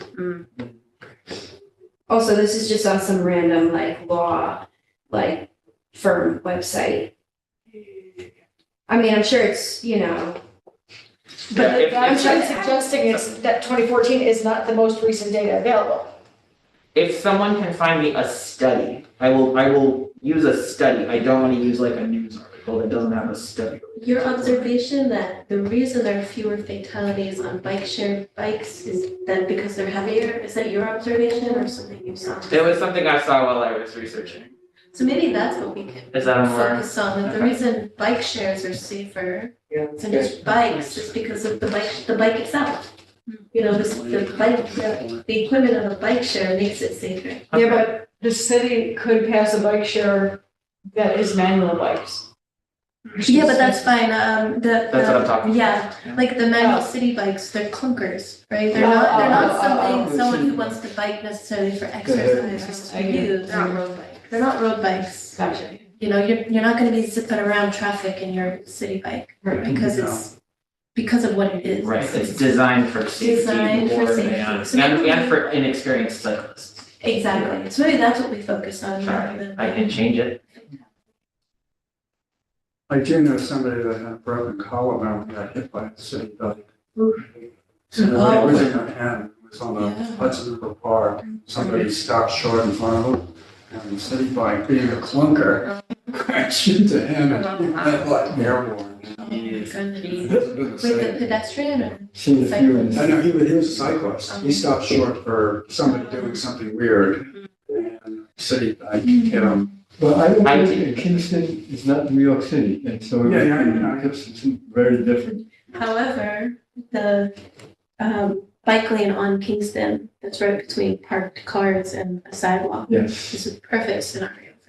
Yeah, Yeah, I know yeah, someone got hit. that's true. I Yeah. had two guys coming down Delaware Avenue by my house, downhill on e-bikes, and they were picking up speed, one on each side of me. If you've been on that sidewalk, it's really narrow.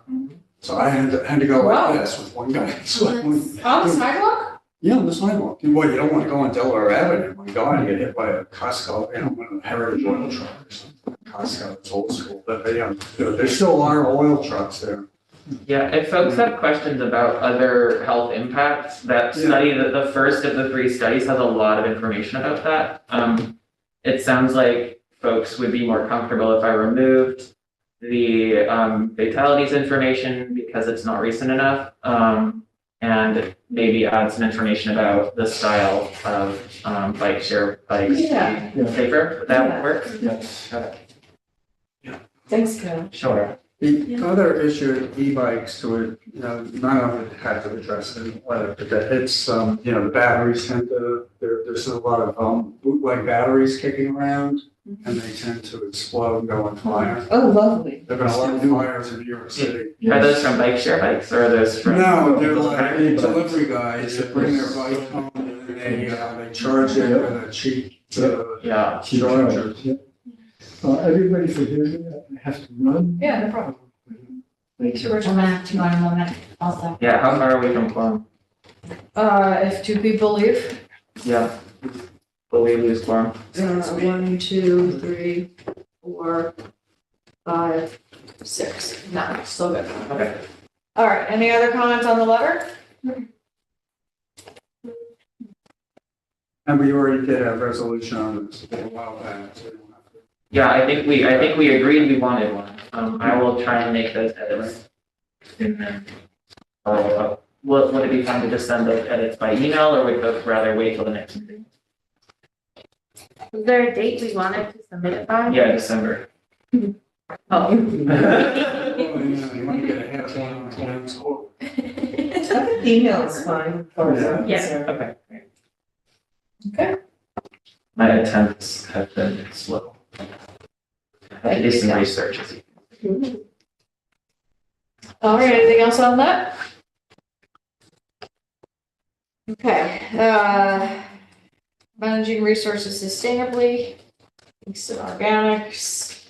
We are now up to 910 individuals, representing 415 families that are participating in the Kingston Organics. I will say that participation has dropped off in winter. I'm not surprised to see. What we were averaging about 0.6 tons per week. We're now averaging probably 0.5 or 0.4 tons per week, so it's not like dramatic. Yeah, I'm hoarding mine. You're hoarding. It's so annoying to go out. It's cool. So, yeah. I've been doing that, So that's okay. What I actually have seen is a lot of spikes, so it goes up and down. So one week I had 0.76 and one week, the next week I had 0.45. So, it's varied. And so I guess that makes sense if people are hoarding it. That's on you. If you have a place to hoard it. That's fine. Still continuing to promote and still waiting to hear about any kind of next phase. I will say in terms of volume. Oh, yeah. We are at 16.21 tons. Just amazing. Yeah. Keeping that out of the trash, like. And by the way, as of January 1st, the tipping fees at Ulster County Resource Recovery Agency went from $110 a ton to $115 a ton. But organics is still $20 a ton, so we are now saving even more money for every single ton that we divert. So keep going, folks. Keep going. Green infrastructure. I hosted 2 green infrastructure trainings for City of Kingston staff. So these an hour and a half training and an hour long training. The first training was what is green infrastructure? What are the different practices? How are they designed? And so green infrastructure is everything from bioswales to retention areas, dry wells, green roofs, trees, cisterns, everything there is to divert water from to go into the earth as opposed to flowing through our systems. The second training was about maintenance. And so it was an hour about like, this is what needs to happen, how the weeding needs to happen. This is how the sweeping or the debris removal or whatever it is. So now all of our staff many of our staff have had that training. I still need to make it a little bit wider to all the actual maintenance laborers that actually do the work. But I probably will do that after plowing season happens. But now all of the project managers and people who are designing the projects have had all the training. I don't have anything on the Reuse Innovation Center. I don't know if anyone's heard anything about that since. I need to like figure it out though, I don't know. Because the people have asked me questions about Repair Cafe, like if there's like a standing repair portion where people could drop off items or something. Repair Cafe would be eliminated. Yeah, and I don't know if that made the final recommendation or report or whatever came out of that whole thing. Because I know it was talked about in the beginning. Probably. Is the reuse center supposed to be part of the iPark 87 complex? Or am I conflating 2 different things? You're not conflating 2 different things. It was mentioned as a possible location. Oh, okay. But they didn't, as part of the study, they were not assigned to, nor did they evaluate specific sites. However, at the final presentation, there was like iPark 87 would be a great place. I see. So they don't have a location. It's not moving forward as in creation, it's more of like the concept was made of it. Yep. And there was a lot in there initially, I know, like a tool library where people could go rent a drill and bring it in. And yeah, then there was like a whole like resources collection portion of like bring your household paint and your wood and be like, but it's hard, I'm still very confused about like what they ended up recommending, you know? Yeah, I mean, And then I think it's probably on the county website. Yeah, and then like what actually are they, like, is the county gonna move forward with making an actuality, you know, from concept? And that, I think, is probably on the county Department of the Environment or planning office. I don't really know for sure. It's hard to say. Actually, no, it's gotta be on the Department of the Environment on Europa. So I don't know if they have an action plan on it. I guess I don't really need to keep it on the agenda because Maybe we can write a month and see what's that? We can do a little investigating and see. Okay. Keep it on the agenda. I know they got a lot of like businesses interested, like the Restore and. Yeah. Okay, resiliency initiatives, I don't have any updates on Kingston Point Park improvements, the design phase is still happening, but I don't have any updates. Don't have any updates on Raise, that we're still in the contracting phase on that. I will say, since the last time we had a meeting, we had multiple significant flooding events. That's been exciting. It has been exciting. I have to check the tide charts before I leave my house. Yep. We had some Gotta take a field trip very to get here. substantial issues, which has stirred a lot of people up downtown. It's also grossly changing what I do for a living. But we are creating an entire flood response protocol. We are updating our comprehensive emergency management plan. We've learned a lot in a really short period of time, as have the residents and businesses that are down there. We met with the churches yesterday. We're meeting with the Maritime Museum next week. Old Savannah got water in it every time. The Maritime Museum got water in it every time. The house on the corner of North Street got water in it every time. And this was 3 incidents since December 18th.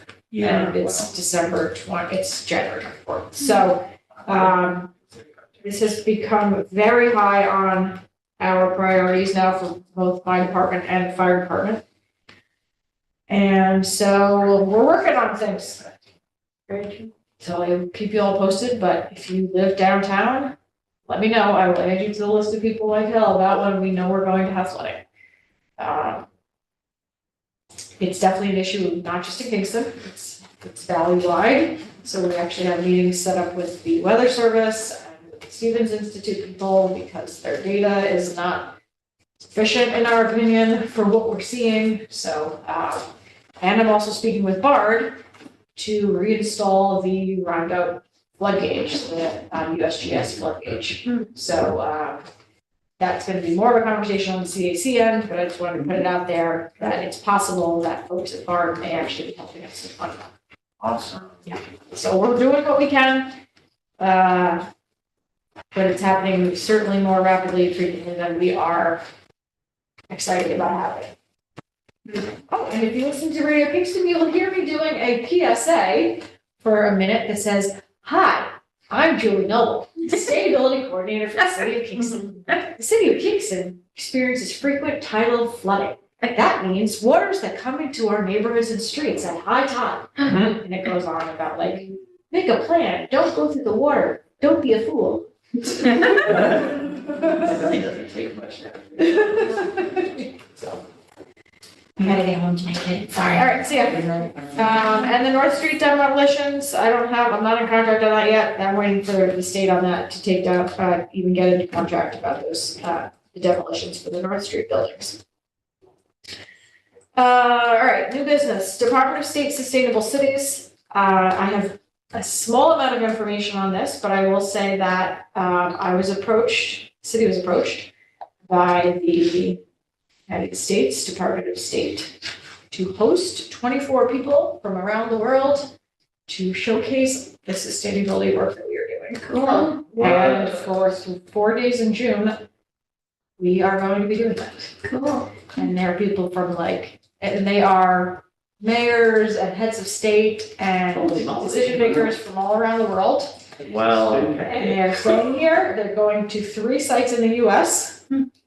3 sites in the US. Wow. They're starting 1 day in New York City, 3 days here, and 1 day in Albany. holy smokes. Wow. Yes. Why are they going to New York specifically? I mean, that's cool. I don't know. Okay. And why are we going to Kingston and why am I hosting them? I don't know. 3 days in Kingston. Yes, That's impressive. I know. You have been honored. So I have created, I don't really know how this is gonna happen, but, we're going to tour.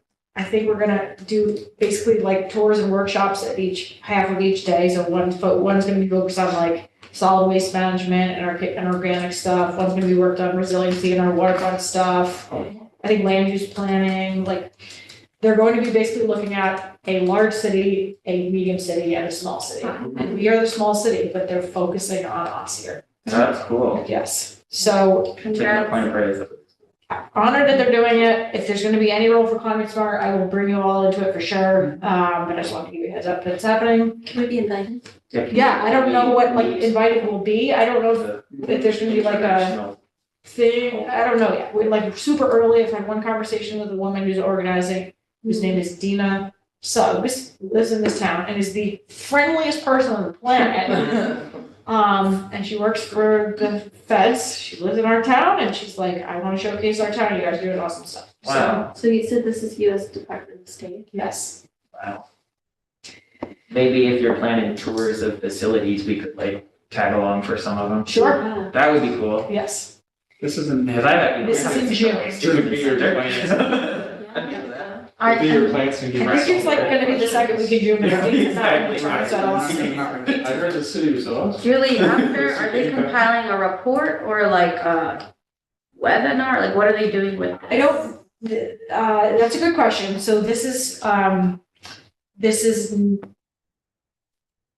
the person who did this did something similar with arts communities from around the world, and they stopped by for like 1 hour a couple months ago and like met in the council chambers, and the mayor talked to them and whatever. And so now they're having this environmental one, and I think that their experience here was so positive that they realized they're doing some cool sustainability things. They're like, we're gonna come and do this. What was the actual question? So they're interviewing people. Oh, what are they gonna do with it? Yeah. So I don't know that much yet. I don't know. I don't know. Because I said to them, like, well, am I talking to, first of all, people in English? Mm-hmm. The answer is yes. Thank goodness. Am I, is it people who have environmental background already, or am I talking to people just being like, let me inspire you? It's not. It's people who are already have power to make environmental change in their countries, So you're talking to whatever. people doing jobs like yours. Not doing jobs like mine, but like, I guess doing jobs like mine, but even higher level, like Oh, okay. mayors, literal Oh, I see. mayors and other people that can say, I'm going to do, we need to address X in my community, and this is an example of how this is happening. I'm trying to look up the. I know, it's This is like, like a great opportunity. I know, it's a great opportunity. PR also, Yes. and to highlight For sure. like socials, and yeah, I'm just thinking about like if they come out with an article after, or what can we like highlight? But we don't have to think about that for months, but. Yeah, so, I'm sure the city, I'm sure our city will put a lot of spotlight on it. Again, here we go. Could you bring them to BARD and we can show them geothermal drilling? Well, we're still figuring out, draft the drill here. like we're so early on. They have a budget, we have to figure out where they're staying, how they're getting around, meals, like all these different things. I'm just bringing up really quick the list of where the people are from. So it's called Department of State's International Visitor Leadership Program.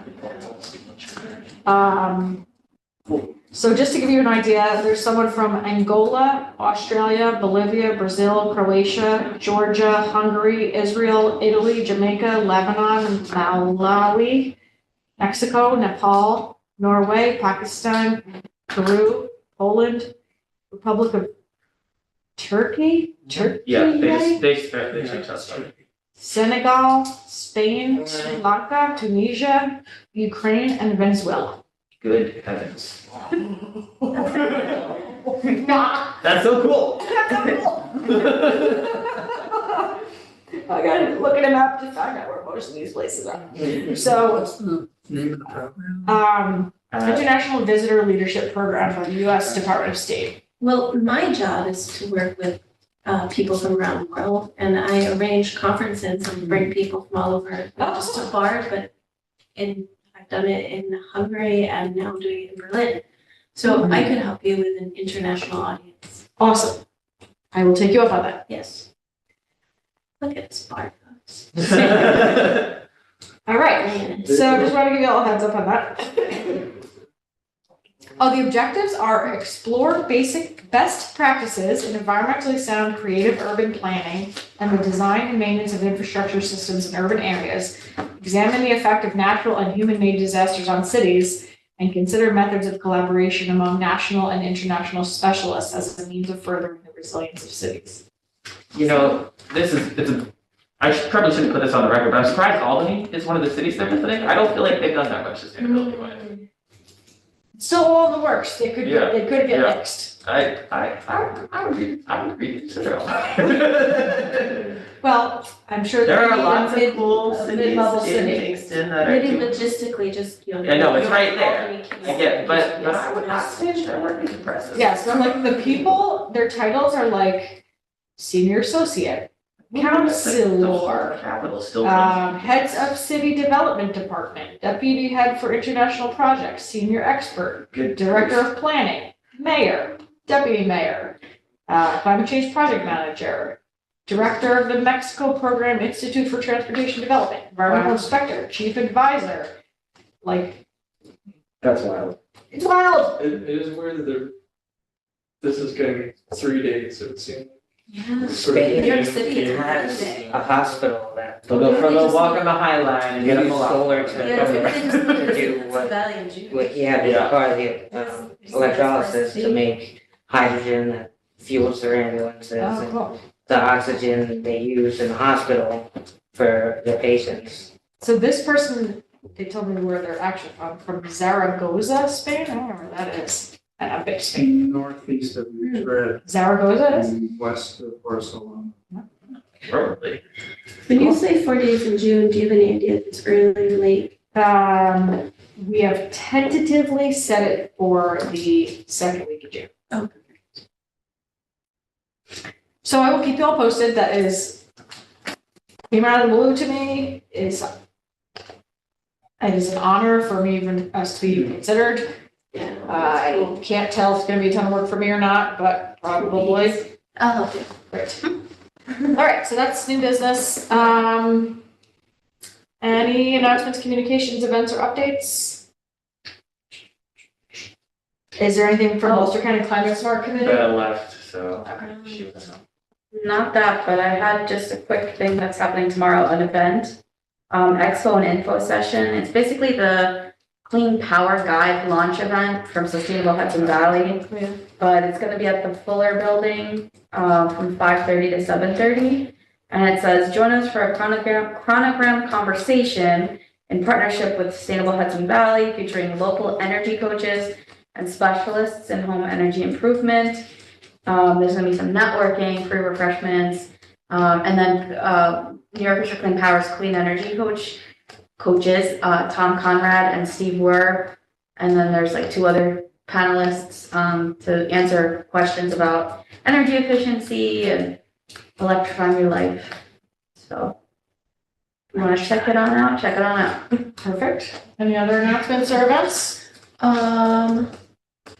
Personally, I just heard that I got accepted into the Bard MBA in Sustainability. Hey! Yeah, class of 2027. What? And, thank you, truly, surely personal recommendation there. All right. And, you know, I don't know, maybe I'll be able to contribute a little bit more from what I learn and see where it goes. Congratulations. Thank you. I did forget to thank you for Repair Cafe. Oh, A bunch of people actually heard about it. They sent from Bard. cool. So you did a good job advertising. Good, I think I told one person. But Yeah. They spread the word. It was on the Bard like message board or something, and yeah. I don't know if that was Dan, but Yeah, maybe it was Dan. I don't know. somehow it's getting through from you guys. Why don't you take the credit? Yeah. It's possible, I told Sarah DeVere, that if you tell her anything, it can go anywhere. So, in a good way, not a bad way, in a good way. Oh wait, it's not a public record? Yep. Great. Hi, Sarah. All right. Any other announcements, events? The CAC is looking for members. Oh, yeah. And we did just appoint a new member, Oh, okay. Malia Dumont. Oh, great. Another Okay. party. Another party. What are those meetings? They are the second Tuesday at 6. So the CAC does policy work and regulatory reviews, development reviews, regional. What does CDC stand for? Conservation Advisory Council. Okay. It is the board of which this commission came out of. Yeah. I like that this is more projects. That sounds like it's more policy. That's policy, this is programming. Yeah, that's helpful because I prefer programming. Cool. Okay, any other announcements or events? Social media postings? Yeah, you took some notes. Oh, sorry. Yes, the community solar, more people looking for sign up. And then Kingston Organics. I'm gonna keep my eye on the June thing, possibly that. And that's what I got for now. I would put hey, we're looking for people interested in vending at the repair. Oh, That's okay. I usually wait for the city to do that and then repost their stuff. I have a vendor application form. I think it's done. I was just gonna show it at the meeting on Monday? But you're saying what, that Summer produced something that you didn't? I think last year I waited till the city made a post and then I reposted it. So I wasn't like stepping on toes. When did we do that? I don't recall. I think Summer would post it anytime we ask her to. We need to do that. Sure. Should I do it then Do you or want me should we to wait for Before summer? the meeting? Do you want me to, like, the meeting on Monday? Let's talk about it on Monday. Summer might. So Okay, I mean, the form is pretty much exactly the same as last year. Like, I don't think much has changed. So Okay. it's pretty much just like, we're gonna go ahead and then that day Summer could post something. If there's something on vendor. Okay, perfect. Great. So I did say I want to talk about the room. I mean, in terms of people's concern about the room, if we held the meeting at the same time, we cannot use the other room. How many people meet in the other room? It's There's not a 30 matter people of that, there. it's a matter of they get precedent over us. Even if we ask nicely? Yes. Okay. The other option would be meeting in the chambers itself, which we've done before. I think that we feel it's less personal and it's not gonna sound terrible, but we absolutely could. I thought it was fine. You just have to move the tables back. Just put it out there. So the big room is an option, the main? The main is an option, it just requires more work on my end, but it's not a big I deal. mean, we have to move the tables. We have to And move the then put them tables, we back. have to take the tables down. Actually, I don't know how to use that in that room. I feel like you've done it before. Have you done it have- before? Yeah, you We did you- seats at the table. Because I mean, maybe what you were doing was setting it up for a presentation, but Yeah. we've had the screen out there. I don't know if it was this exact same. one. Yeah, I mean, like, let me just put it out there that it is an option, it requires more on my part, but that shouldn't affect the decision. So if we want to move it into the other room, that's totally fine. If we want to stay in here, also totally fine, but option one is not an option. Is the ward member gonna attend? Like The council member? Sorry, yeah. I can speak from what I know, which is that commonly in the first meeting of the first appointment of the year, the person will attend and not commonly after that. I can't speak to what Jimmy would do, but it is not uncommon that, as you know, we haven't had a representative here in a while. Yeah, I don't know. and if Mike Jimmy's- Darcy comes sporadically. Yeah. Well, I'm just thinking about extra. Oh, like who else? Yeah. Yeah. I mean, there's always enough seats if people don't have to sit at the table. If people are sitting at the table, we don't have enough seats for everybody. Right. Usually. Have we heard from Zane in a while? No, although I actually thought that Zane was not at the last meeting because he was at, is it possible he went to the COP meeting? Conference? Oh, yeah, he's doing something high level. And then he said he was gonna present about it at this meeting? Oh. Suspicious. Suspicious. I'll follow up, but I don't know. And Brad We have has a lot of numbers. childcare They're like a full, conflicts with this I think time. it's full. no vacancies. Not great. They filled it. So the other option is moving the time. To- Any other time? I really like Wednesdays. Mhm. In fact, starting at this fall, my Tuesdays and Thursdays will not be available. I don't think it's that big a deal. If it's gonna be a big pain, then I wouldn't move it. If we're gonna have to do work either way, maybe just something we could do is make sure, I guess you're here first usually. If there are just 5 chairs here, 5 chairs here, 2 chairs here, before anyone sits down, that's 12 seats at a table. It's a little squishy, but if it's prepared beforehand, it might make it a little more palatable and just easier. Let's try that the next time and then we'll reevaluate that. We can change it again. And then someone could sit like where you're sitting, so that's 13.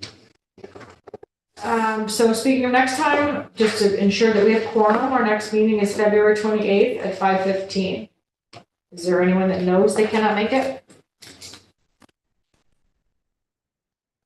I should be here. Should be here.